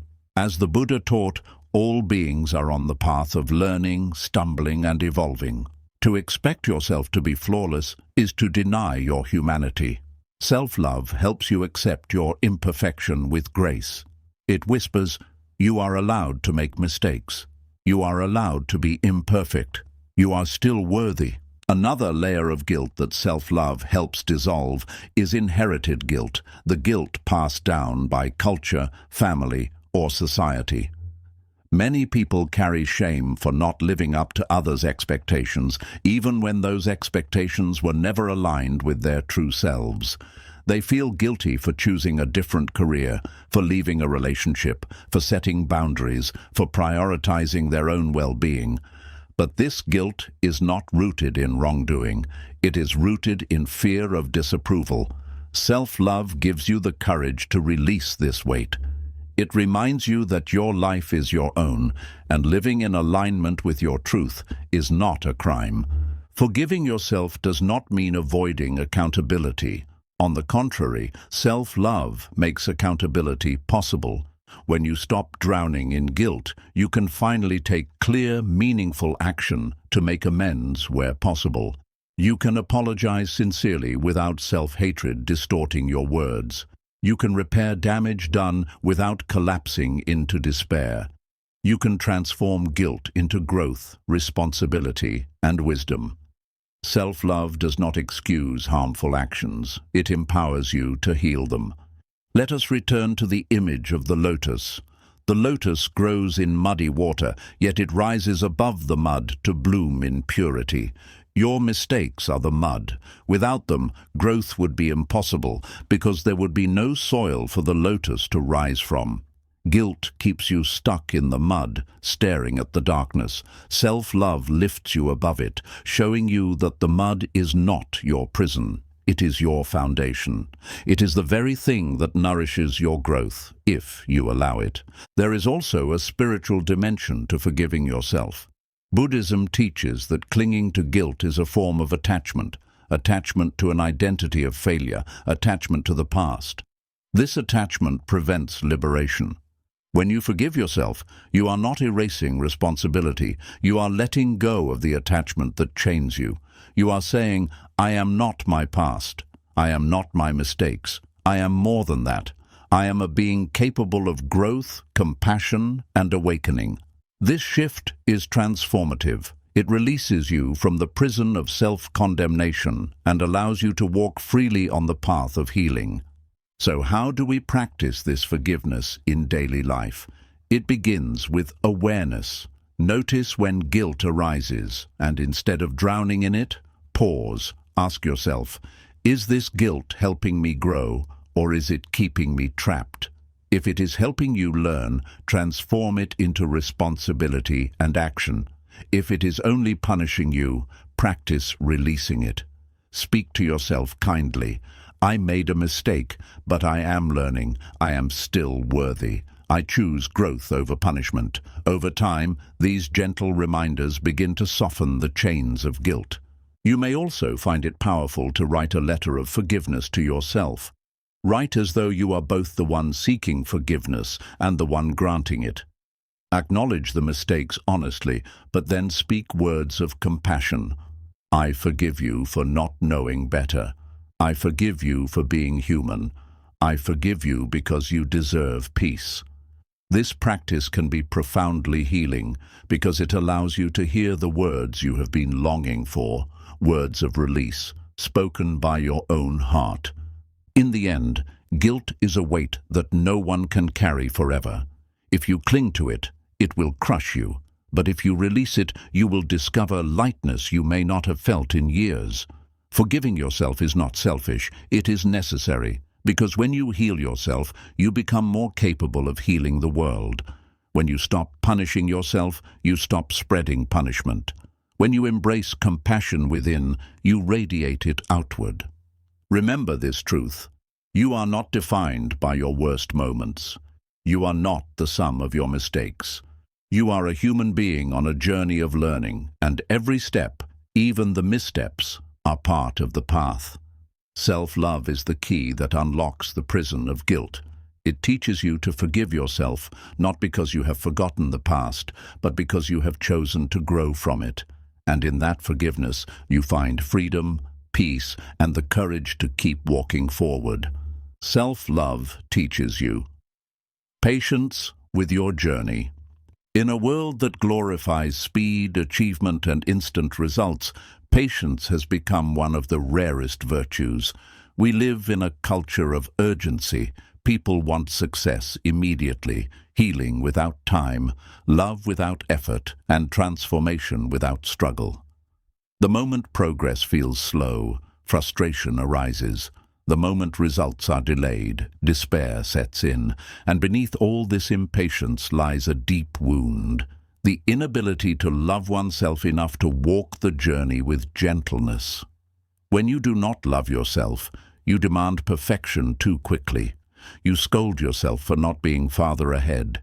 You measure yourself against others, wondering why their journey seems faster, brighter, or easier. This constant self-pressure creates suffering because growth never unfolds on command. Buddhism teaches us that everything in life has its own natural rhythm. A seed does not bloom into a tree overnight. Rain falls when it must, and the sun rises when it is time. Trying to rush the process only leads to exhaustion. Yet human beings often demand of themselves what they would never demand of nature. Imagine shouting at a flower, "Hurry, bloom now. Why are you still a bud?" Such demands would be absurd. But this is exactly what we do to ourselves when we lack self-love. We scold, we rush, we push, forgetting that our inner growth has seasons of its own. Self-love teaches you to be patient with your journey. It reminds you that you are not a machine to be perfected, but a living being unfolding in time. When you love yourself, you no longer treat delays as failures. Instead, you see them as part of the path. You stop measuring yourself by how fast you move and start appreciating that you are moving at all. You recognize that true transformation happens slowly, like water carving valleys or wind shaping mountains. It cannot be rushed, and it does not need to be. Without self-love, patience feels impossible because impatience is rooted in self-rejection. If you do not love yourself, you cannot tolerate your own imperfections. You want to erase them quickly to escape the discomfort of being unfinished. You look at others who seem ahead and punish yourself for being behind. But when you practice self-love, you learn to sit with yourself as you are. You tell yourself, it is okay that I am still growing. It is okay that I am not there yet. I do not need to rush my becoming. This gentleness creates space for patience. Consider the story of the bamboo tree. For years after planting, the bamboo does not appear to grow above the soil. Day after day, it seems as though nothing is happening. But beneath the surface, roots are spreading deep and wide, building a foundation strong enough to support incredible growth. Then, in one season, the bamboo suddenly shoots upward, growing feet in just weeks. Many people are like the bamboo tree. They work quietly, building inner strength, healing old wounds, learning lessons that may not be visible to others. Without patience, they may despair, thinking nothing is happening. But with self-love, they understand that even the invisible growth matters. They trust that their moment to rise will come, and when it does, it will be powerful. Patience with your journey also means embracing setbacks. Progress is rarely linear. Some days you feel like you are soaring forward. Other days you feel like you have fallen backward. Without self-love, setbacks feel like proof of failure. You scold yourself harshly. Why am I still struggling? Why can't I get it right? But self-love reframes setbacks as part of the learning curve. You remind yourself that stumbling is not the end of the journey. It is the journey. Every time you fall, you learn something new about balance. Every time you falter, you discover new strength. Patience allows you to continue walking, step by step, without despair. Buddhism often uses the metaphor of waves and the ocean. Some days the waves are calm, some days they are stormy. But beneath the surface, the ocean remains vast and steady. Your journey is like this. On the surface, progress may appear inconsistent with ups and downs. But beneath, your soul remains steady, growing slowly but surely. Self-love teaches you to identify not with the restless surface, but with the depth beneath. This perspective brings patience, because you know that storms are temporary, but growth is enduring. One of the greatest lessons self-love offers is that you do not need to arrive to be worthy. Many people treat patience as a waiting game, believing they will only be worthy once they reach the destination. But self-love reminds you that you are worthy even in the middle of the process. You are worthy as the seed, as the sprout, as the bud, and as the bloom. Every stage has its own beauty, and every stage deserves kindness. When you love yourself, you stop rushing to arrive and start honoring where you are. Patience with your journey also helps you let go of comparison. Without self-love, you look at others and despair. They are already successful. They are already healed. They are already happy. Why am I still struggling? But self-love reminds you that everyone's timeline is different. Just as not all flowers bloom in spring, some bloom in summer, some in autumn, so too does each person's path unfold uniquely. Your season will come when it is meant to. There is no need to rush and no need to compare. Let us imagine a traveler climbing a mountain.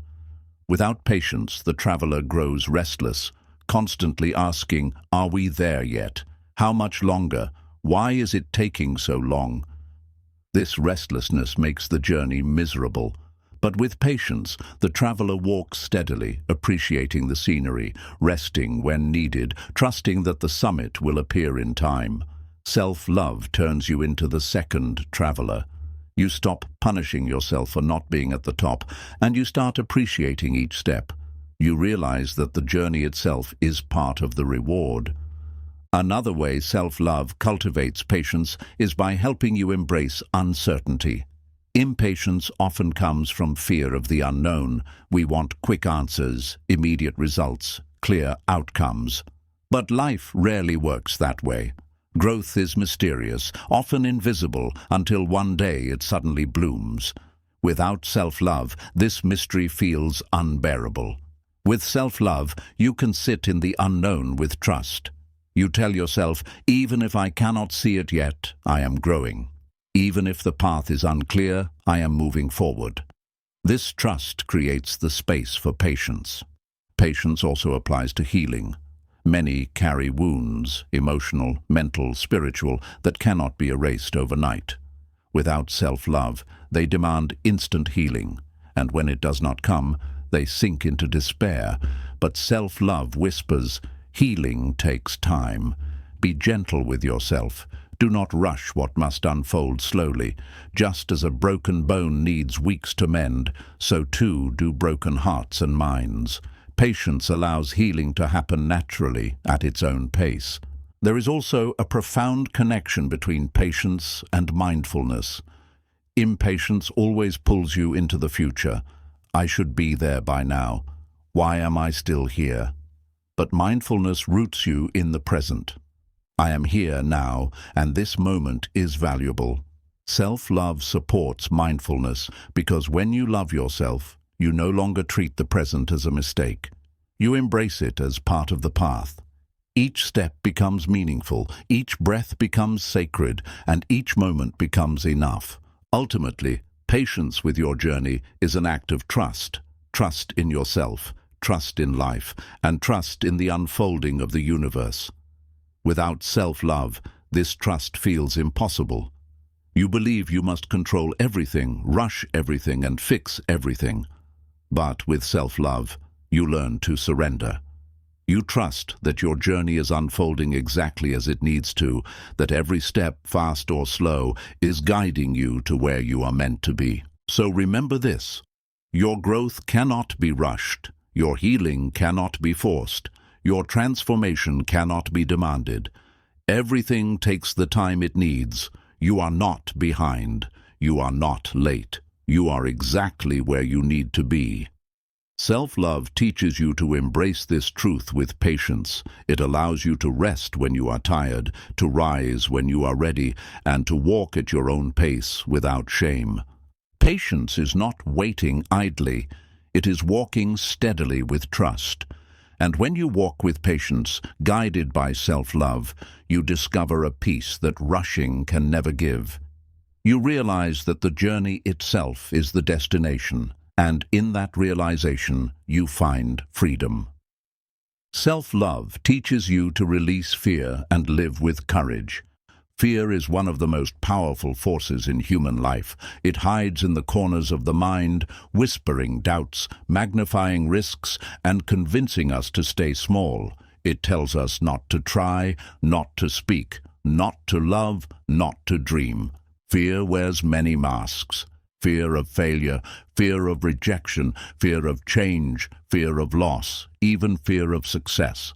And beneath all these fears lies the same root: the belief that we are not enough to handle what may come. Buddhism teaches that fear arises from attachment and ignorance. We cling to illusions of security, permanence, and control, and when life threatens these illusions, fear appears. We fear because we do not understand the true nature of reality, that change is inevitable, that control is an illusion, and that security is never guaranteed. Instead of living freely, we live cautiously, guarding ourselves from imagined dangers, avoiding risks that might bring growth, and confining our souls to safe, predictable cages. Without self-love, fear grows louder because you have no anchor within.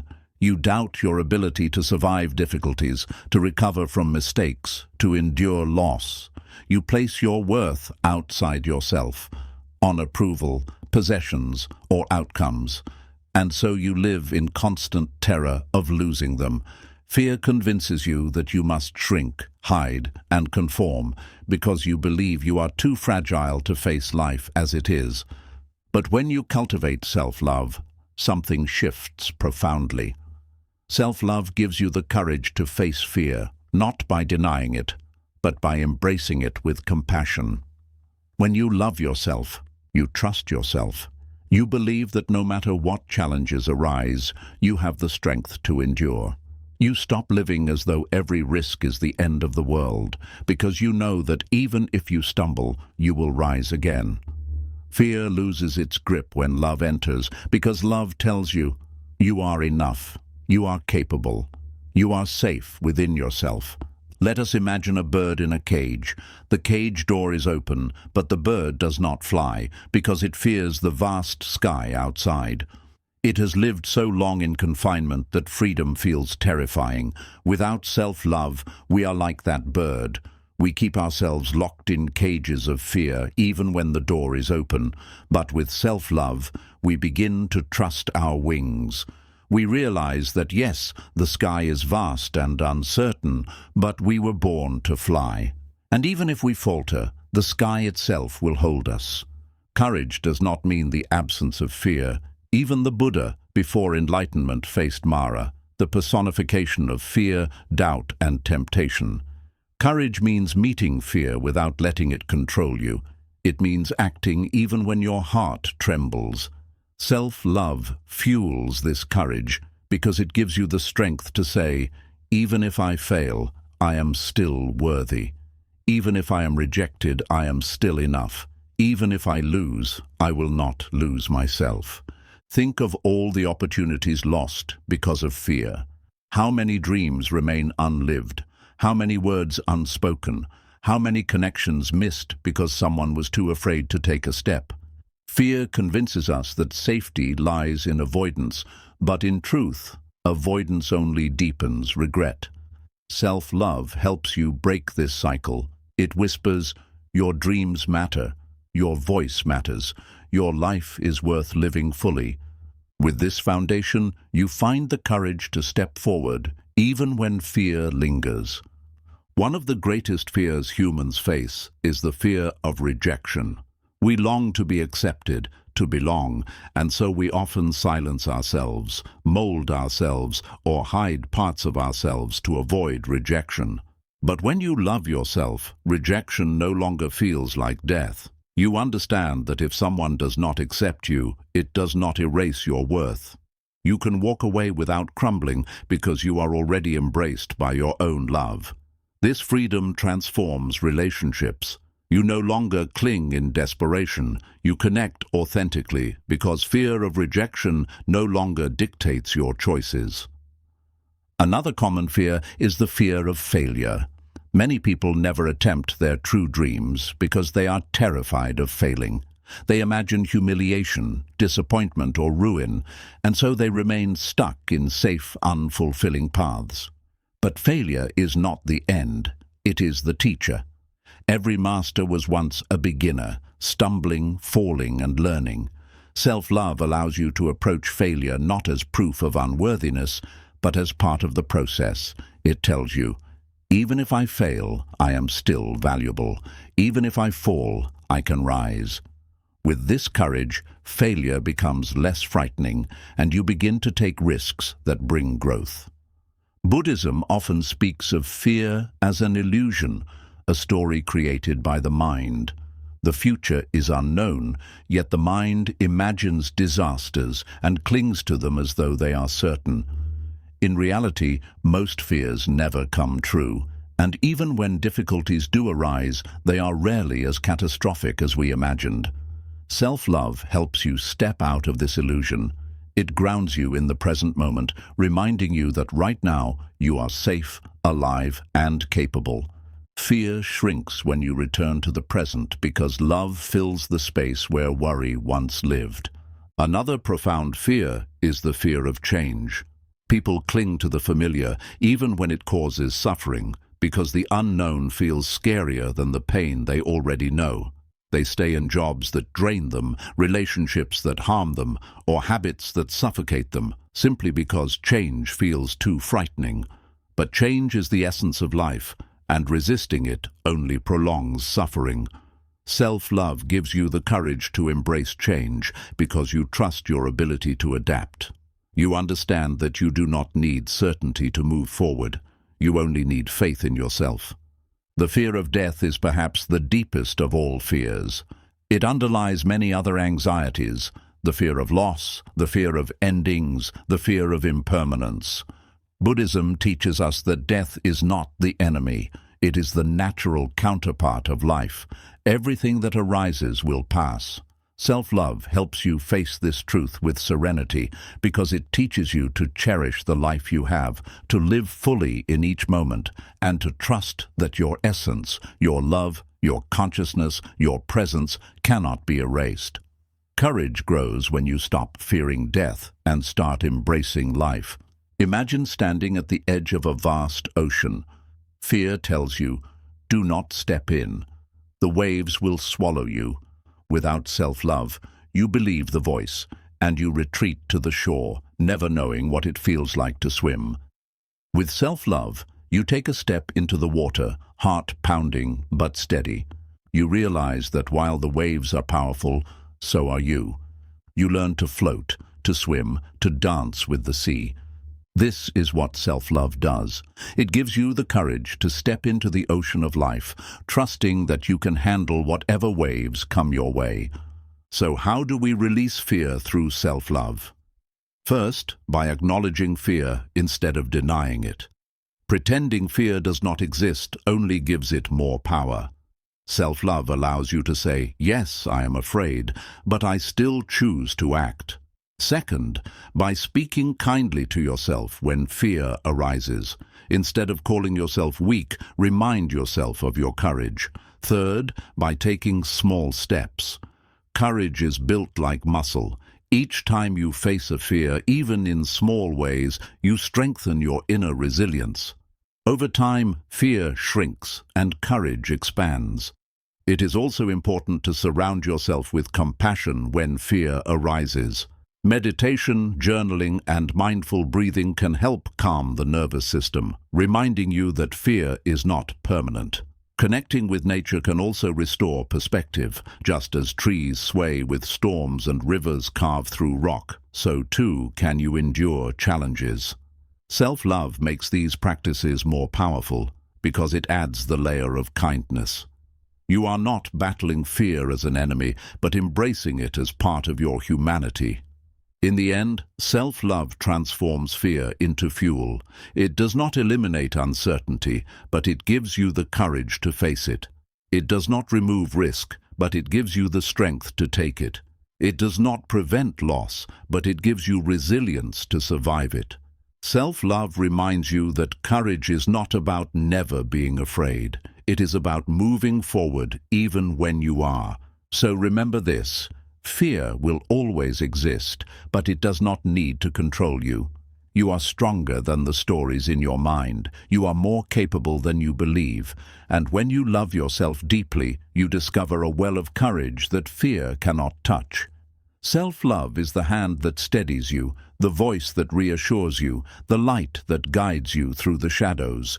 With it, you can step boldly into the unknown, live authentically, and embrace life with open arms. Self-love teaches you gratitude for the present moment. Human beings spend much of their lives running. From the past they cannot change, and toward the future they cannot control. We dwell in regrets, replaying mistakes, wishing we had done things differently. Or we dwell in anxiety, worrying about what might happen, clinging to imagined futures where we are finally good enough, finally happy, finally at peace. But in this endless chase, one thing is forgotten: the present moment. And yet, the present moment is the only place where life actually exists. The past is memory. The future is imagination. Only now is real. Buddhism teaches this truth with great clarity. The Buddha often spoke about mindfulness, the art of being fully present, awake, and aware of this moment. When we live mindlessly, lost in regrets and worries, we suffer unnecessarily. But when we return to the present with gratitude, life reveals its richness. The breath becomes sacred. A smile becomes precious. A sip of water becomes holy.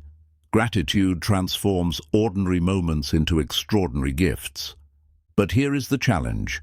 Without self-love, gratitude is hard to practice.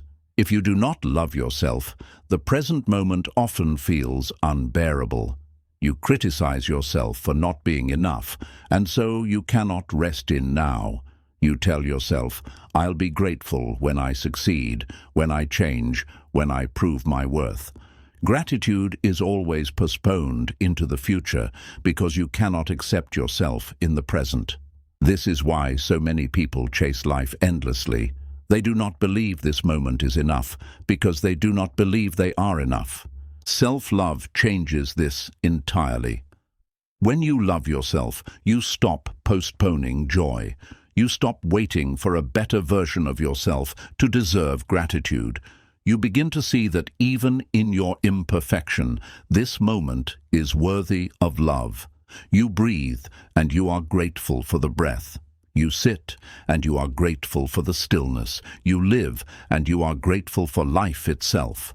Self-love grounds you in the present because it tells you, you are enough now. This moment is enough now. Think of a child playing in a garden. The child is not worrying about yesterday or fretting about tomorrow. They are simply absorbed in the joy of now, the butterfly, the flower, the sunshine on their face. Their laughter is free because they are present. This is the natural state of the human heart. But as we grow, fear, shame, and self-criticism steal it from us. We stop living like children and start living like prisoners of time. Self-love is the key that unlocks this prison. It gives us permission to return to the simplicity of now, to see life not as a problem to solve, but as a gift to savor. Gratitude, when rooted in self-love, becomes more than a polite thank you. It becomes a way of seeing. You no longer wait for grand events to feel thankful. Instead, you notice the small things, the way light spills across the floor, the sound of rain tapping on the window, the warmth of tea in your hands. These details, often overlooked, reveal life's quiet beauty.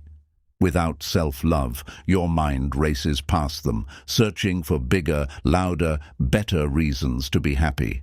With self-love, you slow down and see that happiness was always here, waiting to be noticed. Buddhism uses the metaphor of the miracle of walking on the earth. Many people believe miracles are rare, supernatural events. But the Buddha said the true miracle is to walk on this earth fully awake, to feel the ground beneath your feet, to be present with each step, to recognize the miracle of simply being alive. Gratitude is this awakening.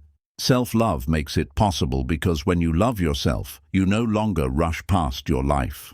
You walk more slowly, more mindfully, savoring the miracle of being here at all. One of the greatest obstacles to gratitude is comparison. When you look at others and believe they have more success, more love, more beauty, you overlook your own blessings. You say, I'll be grateful when I have what they have, but comparison is endless, and so gratitude never arrives. Self-love ends this cycle. It reminds you that your life is not meant to look like anyone else's. You do not need what they have to be whole. You already have enough. You already are enough. With this shift, gratitude becomes natural because you stop measuring your life against someone else's scale. Another obstacle to gratitude is the belief that only the good moments deserve thanks. People say, I'll be grateful when I'm successful, when I'm healthy, when I'm happy. But life is not only joy, it is also struggle. Without self-love, struggle feels like proof of failure, and so you cannot be grateful in hard times. But with self-love, even difficulties become opportunities for gratitude. You learn to say, thank you for the challenge because it teaches me strength. Thank you for the loss because it teaches me love. Thank you for the pain because it awakens compassion. Gratitude, when rooted in self-love, embraces all of life, not just the easy parts. Imagine holding a bowl of water in your hands. If your hands are trembling with self-hatred, the water spills, and you cannot enjoy it. But if your hands are steady with self-love, you can hold it gently, noticing its coolness, its clarity, its gift. Life is like that bowl of water. Self-love steadies your hands so you can receive it fully.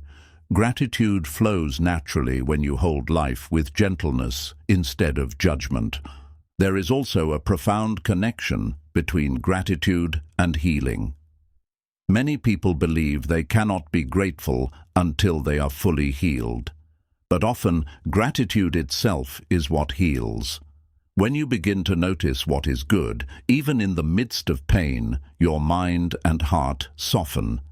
You shift from scarcity to abundance, from despair to possibility. Self-love amplifies this healing because it removes the voice that says, "You don't deserve to be grateful until you are perfect." Instead, it says, "You deserve gratitude now because you are alive now."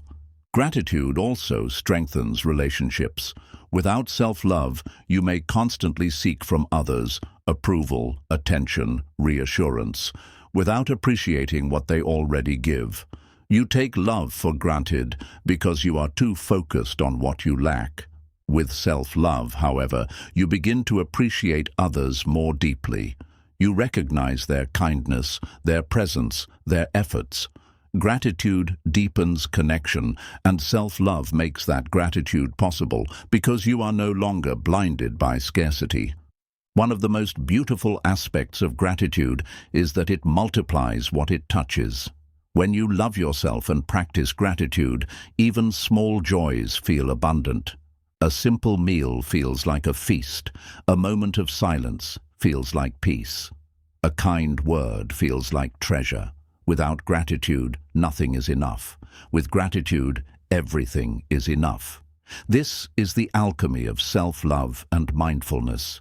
They turn ordinary life into sacred life. Buddhism often teaches the practice of mindful breathing, simply being aware of your breath, in and out. At first, this may seem too simple to matter, but in truth, it is profound. To be grateful for one breath is to be grateful for life itself, because breath is the foundation of living. Self-love makes this practice transformative, because it allows you to say, "This breath is enough. I am enough." And when you truly feel this, even for a moment, peace fills you. So how do we cultivate gratitude through self-love? Start small.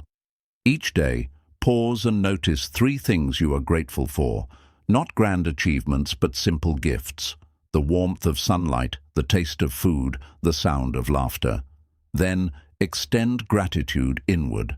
Thank yourself for surviving, for trying, for showing up, even when life is hard.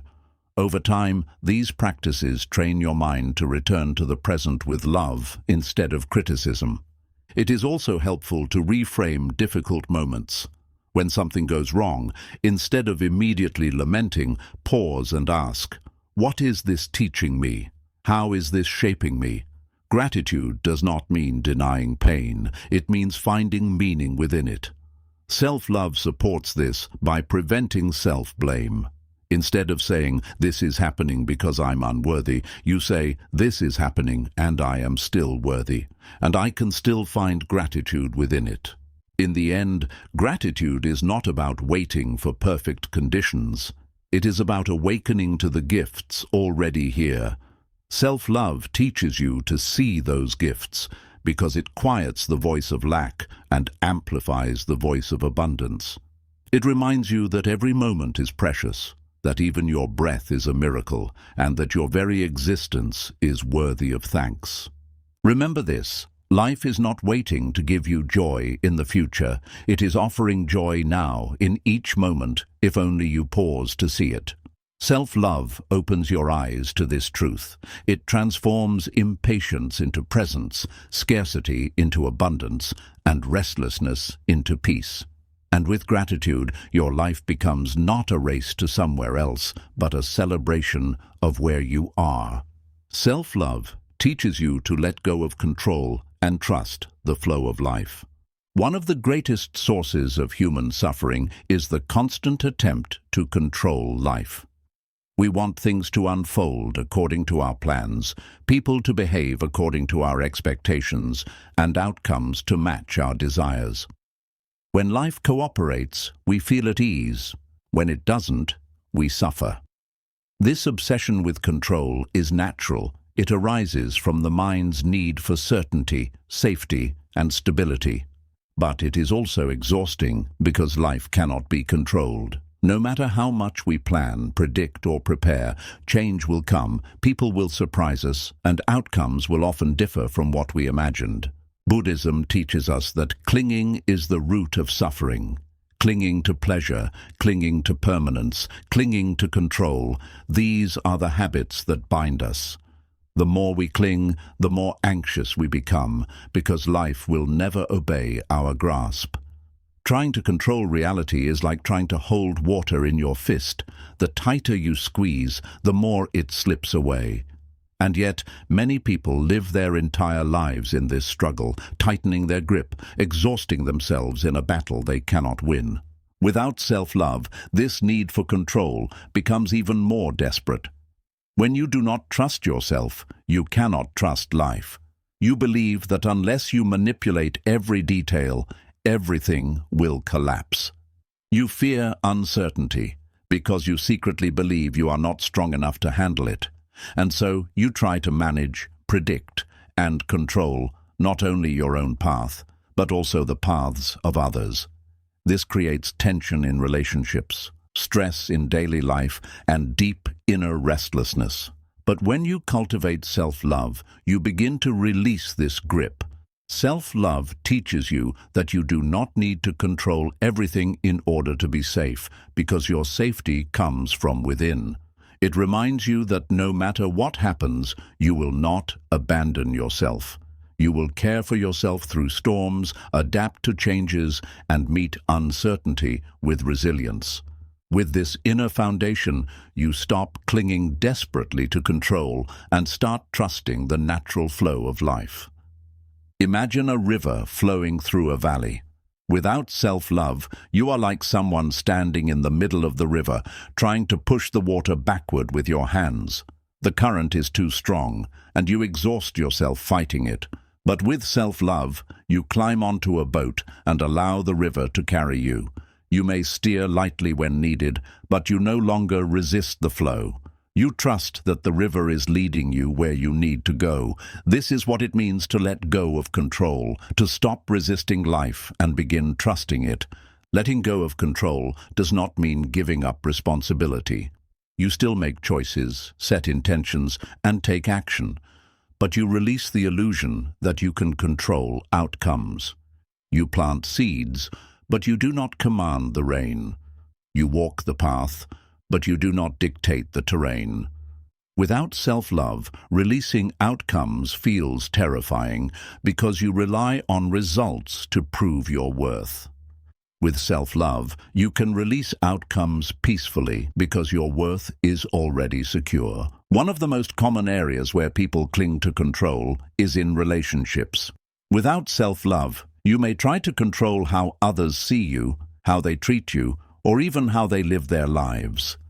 This often stems from fear of rejection or abandonment. But control suffocates love, because love cannot breathe in cages. Self-love gives you the courage to release this control. You begin to trust that those who are meant for you will stay, not because you force them, but because the connection is true. You also trust that if someone leaves, you will still be whole. This trust frees both you and them, allowing love to flow authentically rather than fearfully. Another place control shows up is in our pursuit of success. Many people believe that if they plan every detail perfectly, they can guarantee a certain outcome. But life often laughs at such plans. Opportunities arise unexpectedly, and so do setbacks. Without self-love, these surprises feel like threats, and so you cling harder, pushing yourself to exhaustion. But with self-love, you trust that even detours and delays are part of the journey. You stop demanding that life obey your timeline, and you start cooperating with the natural unfolding of events. Success becomes less about rigid control and more about graceful alignment. The fear of uncertainty is at the heart of control. People cling to control because they want to eliminate the unknown. But the unknown is inevitable. The future will always be uncertain. Without self-love, uncertainty feels unbearable because you do not believe you can handle it. But with self-love, you see uncertainty differently. You begin to trust that while you cannot know what the future holds, you can trust yourself to face it. This trust turns uncertainty from a threat into an adventure. Buddhism often compares life to clouds moving across the sky. They change shape constantly, never staying the same. Trying to control life is like shouting at the clouds, demanding they form into your desired shapes. Self-love allows you to sit back and watch them drift, appreciating their beauty without needing to command them. You realize that life is more peaceful when you observe rather than control, when you participate rather than dictate. Letting go of control also means releasing the past. Many people cling to regrets, replaying events as though they could be rewritten. Others cling to identities, old roles, old stories that no longer fit them. Without self-love, letting go feels like losing yourself. But with self-love, you realize you are not defined by the past. You can release it because you carry within you everything you need for the present. The more you love yourself, the more courage you have to loosen your grip on what is gone. Equally, letting go means releasing the need to control the future. We often think, I'll only be happy when I get there, when I achieve that, when life looks like this. This mindset keeps us trapped in anxiety because the future is never certain. Self-love teaches you to stop postponing peace. It reminds you, I can be at peace now, even as I walk toward my dreams. I do not need to control tomorrow to be grateful today. This shift frees you from the endless chase and roots you in the present moment. Let us consider the practice of meditation. When you first sit to meditate, the mind races. Thoughts about the past, worries about the future, judgments about the present. The natural impulse is to control the mind, to force it into silence. But the harder you push, the louder the thoughts become. The practice is not control, it is letting go.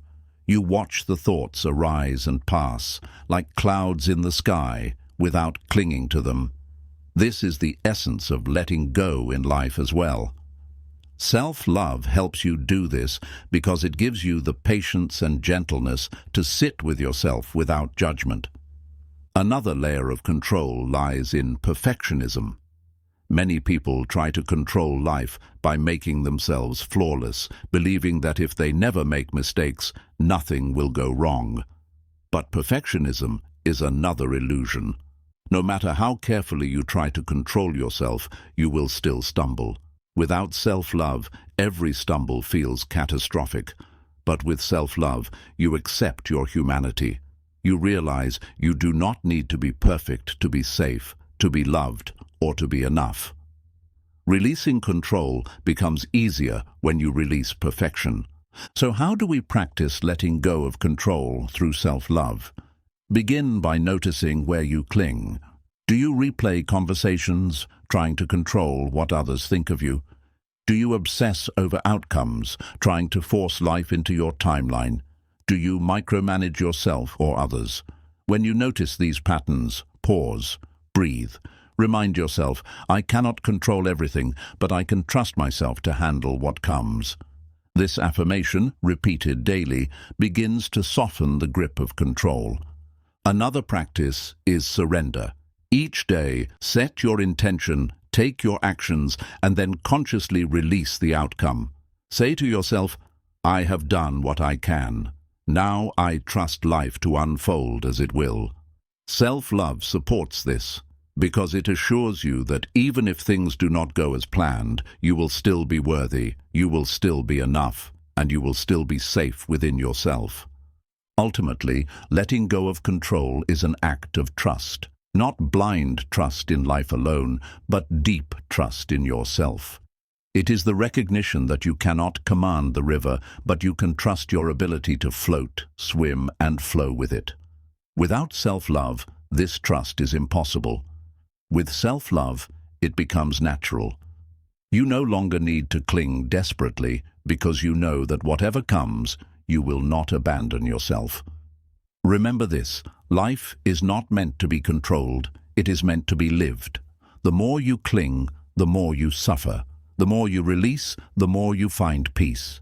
Self-love is what makes release possible because it gives you the inner foundation to trust both yourself and life. When you love yourself, you can let go. When you let go, you can flow. And when you flow, you discover freedom. Self-love teaches you compassion for all living beings. When we first hear the words, love yourself, many imagine it is something small, something contained only within the boundaries of one's own heart. Some fear that loving oneself is selfish, as though turning inward means turning away from the world. But in truth, genuine self-love is the opposite of selfishness. It is the foundation from which true compassion flows outward. When you learn to love yourself fully, your flaws, your wounds, your imperfections, you discover the ability to love others in their wholeness too. Self-love is the root, and compassion is the fruit. Without the fruit cannot grow. Why is this so? Because the way you treat yourself becomes the lens through which you see others. If you are harsh with yourself, you will be harsh with others. If you condemn yourself for every mistake, you will find it easy to condemn others. If you carry shame within, you will judge the world through that shame. But if you practice kindness toward yourself, you begin to soften. You realize that imperfection does not make you unworthy, and so imperfection in others does not make them unworthy either. By forgiving yourself, you learn to forgive others. By being patient with yourself, you become patient with others. By showing compassion inward, compassion naturally flows outward. Buddhism teaches that all beings are interconnected. The suffering of one is tied to the suffering of all. The peace of one supports the peace of all. But to recognize this truth, you must first look within. Many try to practice compassion for the world without first cultivating compassion for themselves. They give endlessly, but because they have not healed their own self-hatred, their compassion becomes thin, strained, even resentful. They help others, but deep down they still feel unworthy. This creates imbalance, like trying to pour from an empty cup. Self-love fills the cup so that your compassion is not forced or drained, but abundant and natural. Consider the way anger spreads. If someone is harsh to you and you have not learned self-compassion, you may carry that wound and pass it to another. Hurt people, as the saying goes. But the same is true of love.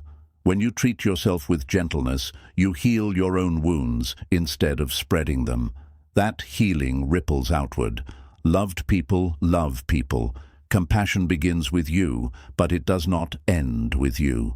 It radiates naturally into your relationships, your community, and even towards strangers. One of the reasons compassion can feel difficult is because we often see others' flaws and mistakes so clearly. It is easy to judge, to think they should know better, they should act differently.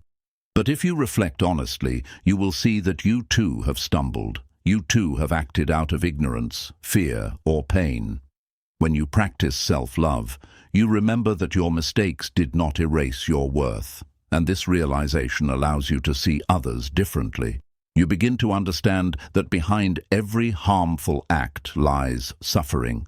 The person who lashes out in anger is suffering. The person who acts selfishly is suffering.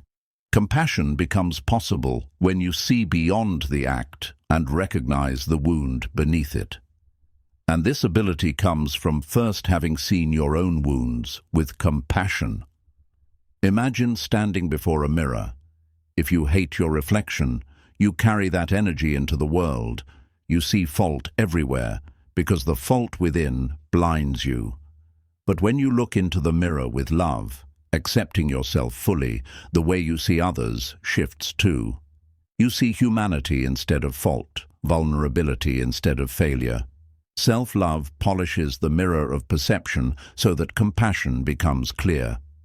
Buddhism often uses the metaphor of the bodhisattva, the being who vows to awaken not only for their own liberation, but for the liberation of all. But to walk this path of compassion, one must first have the strength to carry it. That strength comes from self-love.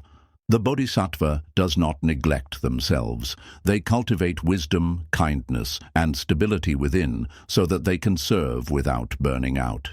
In the same way, when you love yourself, you become a stronger vessel for compassion. You can hold others' suffering without drowning in it because you have learned to hold your own. Self-love also dismantles the illusion of separation. Often, we see ourselves as separate from others, my life, my pain, my joy. This separateness breeds indifference or even hostility. But when you love yourself, you begin to see yourself in others. You recognize that the same struggles you faced, fear, doubt, longing, grief, exist in every human heart. This recognition awakens empathy. A stranger's tears no longer feel foreign, they echo something within you. Compassion arises because you see yourself reflected in all beings. It is worth reflecting on the role of judgment. Many of us walk through life with a mind full of judgment toward ourselves and toward others. Judgment creates distance. It says, you are wrong, I am right. You are bad, I am good. But judgment is often just a projection of our own inner pain. When you learn to release self-judgment through love, you naturally judge others less. Instead of harshness, you offer curiosity. Instead of condemnation, you offer understanding. Compassion is born not from superiority, but from humility, from knowing that we are all struggling, learning, and imperfect. Compassion, however, is not pity. Pity looks down on others. Compassion stands beside them. When you love yourself, you stop seeing compassion as a performance to prove your goodness. You do not help others to gain approval or recognition. Instead, compassion becomes authentic. You help because you see their suffering as connected to yours. You love because love feels natural. Self-love strips away the ego from compassion, leaving only genuine care. One of the most profound practices in Buddhism is metta bhavana, or loving-kindness meditation. In this practice, you begin by sending love to yourself. May I be safe. May I be healthy. May I be peaceful. May I live with ease. Only after cultivating this love inward do you extend it outward, to a loved one, to a neutral person, to a difficult person, and finally to all beings everywhere.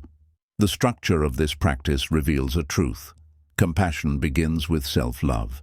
If you skip the first step, your loving kindness may feel forced. But if you truly generate love for yourself, extending it outward becomes natural, like ripples spreading from a stone dropped in water. Self-love also expands compassion beyond humans to all forms of life. When you begin to care for yourself deeply, you develop reverence for life itself. You see the interconnectedness of existence, how the food you eat, the air you breathe, the earth you walk upon, all sustain you. Gratitude for your own life blossoms into compassion for the animals, plants, and ecosystems that make life possible. You realize that harming them is harming yourself, because all life is interwoven. This awakening shifts how you live. You choose more gently, more mindfully, more lovingly, because you see all beings as worthy of compassion. There is also the matter of anger and resentment. Many people struggle to feel compassion for those who hurt them. But here again, self-love is the key. If you do not love yourself, anger festers because you confuse forgiveness with weakness. You think that letting go of resentment means excusing harm.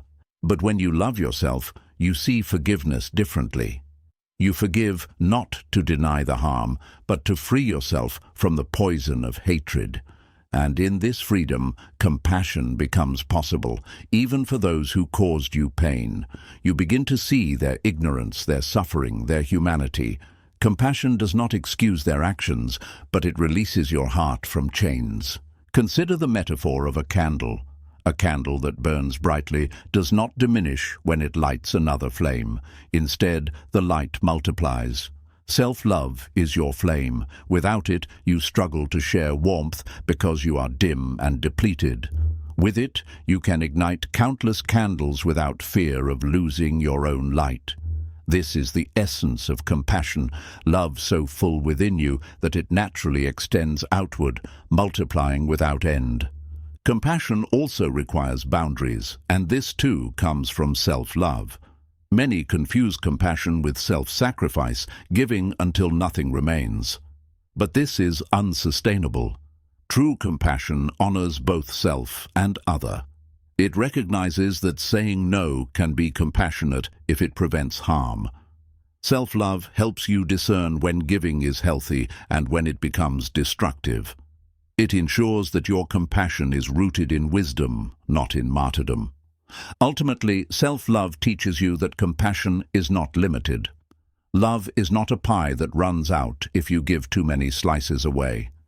Love is infinite because it regenerates through giving. The more you love yourself, the more you can love others. The more you forgive yourself, the more you can forgive others. The more you care for yourself, the more care flows outward. This is the paradox of love. It begins with the self, but it never ends there. So remember this: to love yourself is not to turn away from the world, but to prepare yourself to embrace it. When you cultivate self-love, you heal the wounds that would otherwise block compassion. You stop projecting your pain onto others. You release judgment, resentment, and fear.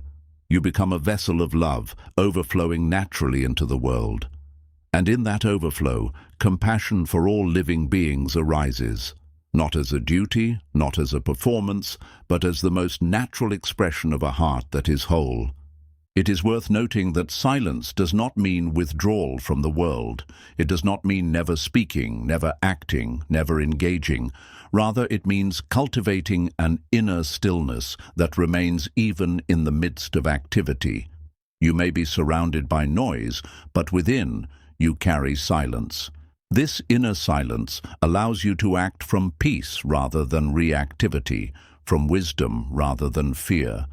Self-love nurtures this inner silence because it reduces the internal noise of self-criticism. When that voice quiets, silence naturally arises. Practicing inner silence can begin simply. Sit for a few minutes each day without distractions. No phone, no music, no conversation. Just sit and breathe. At first, the mind will chatter loudly. Do not fight it. Simply watch. Say gently to yourself, "It's okay. Let the thoughts come and go. I am here, and I love myself as I am." Gradually, the thoughts will settle, like mud sinking in water, and the clarity of silence will emerge. You can also practice silence in daily life.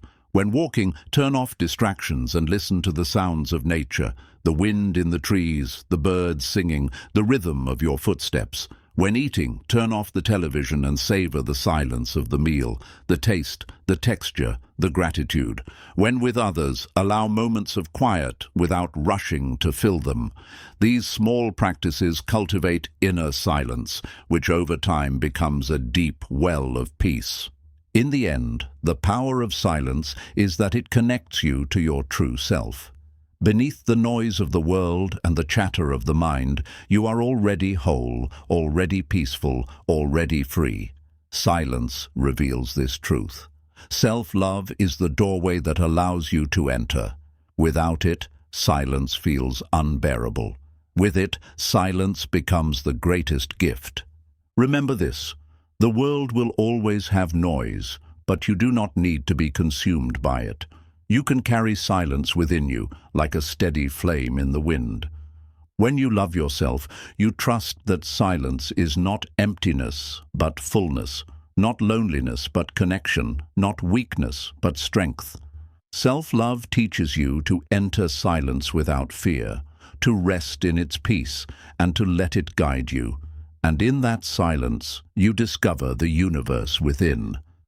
As we reach the closing reflection of this long journey into the heart of self-love, it becomes clear that everything we explored was never truly about learning something external, but rather about remembering what was always within you. The teachings of Buddhism remind us again and again that suffering is not caused by the world itself, but by the way we relate to it.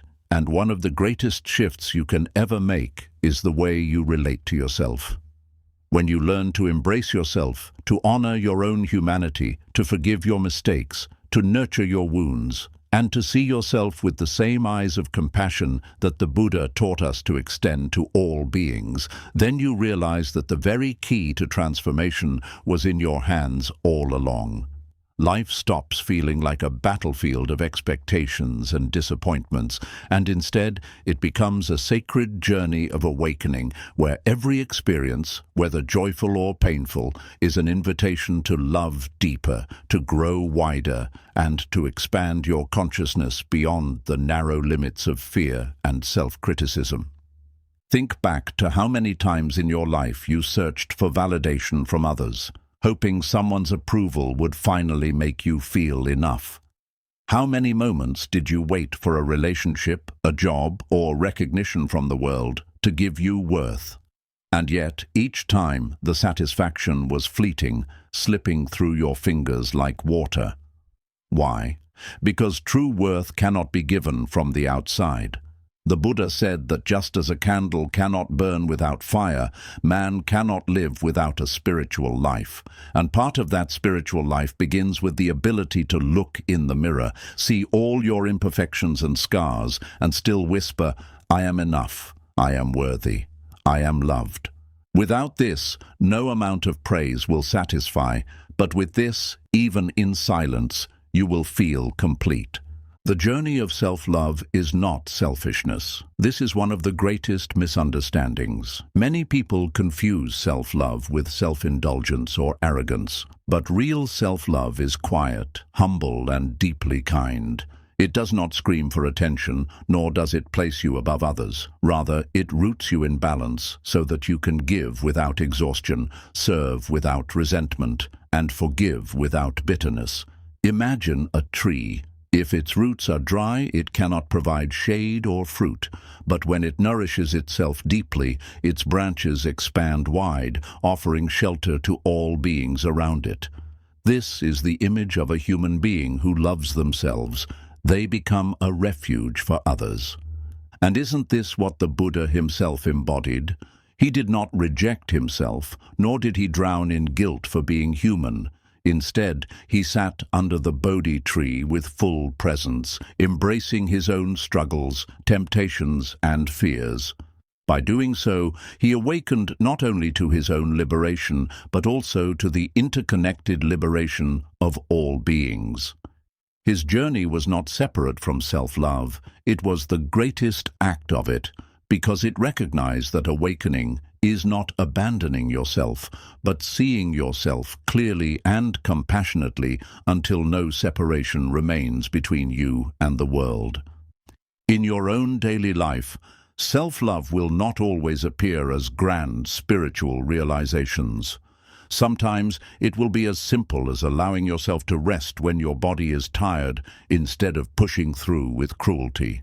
Sometimes it will be forgiving yourself for words you said in anger and choosing to learn rather than to punish.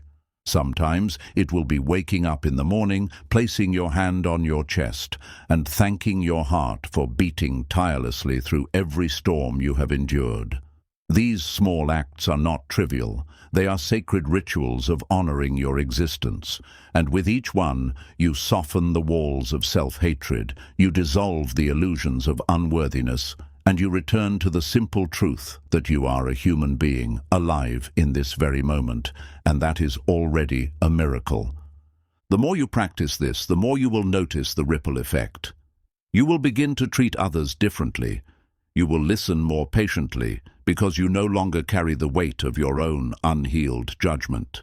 You will forgive more easily, because you have learned to forgive yourself.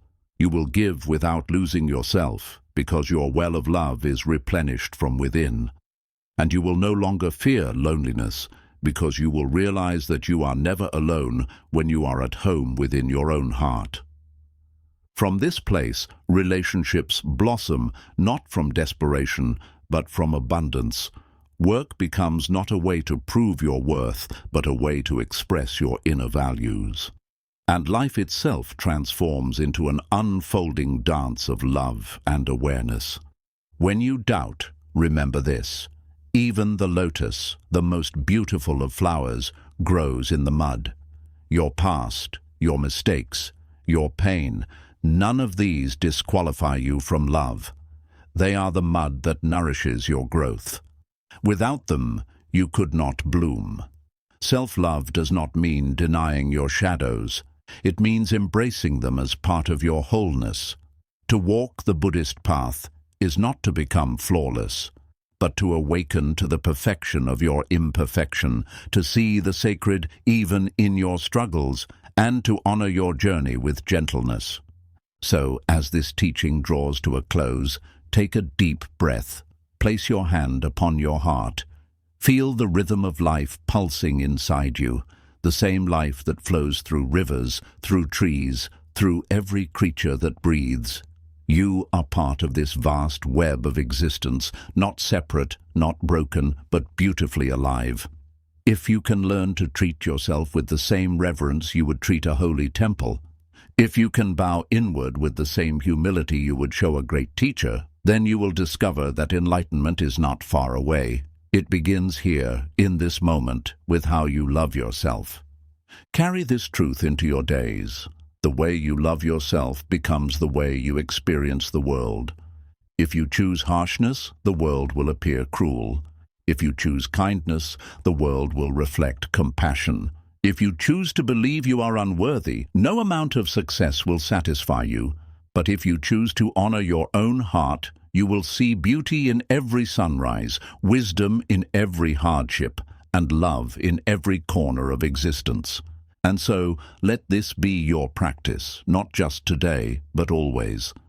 Love yourself first, not as an act of ego, but as an act of awakening. Watch how your life changes, not because the external world suddenly shifts, but because your inner world finally learns to rest in peace, in acceptance, and in joy. For when the heart is at peace with itself, the whole universe feels like home.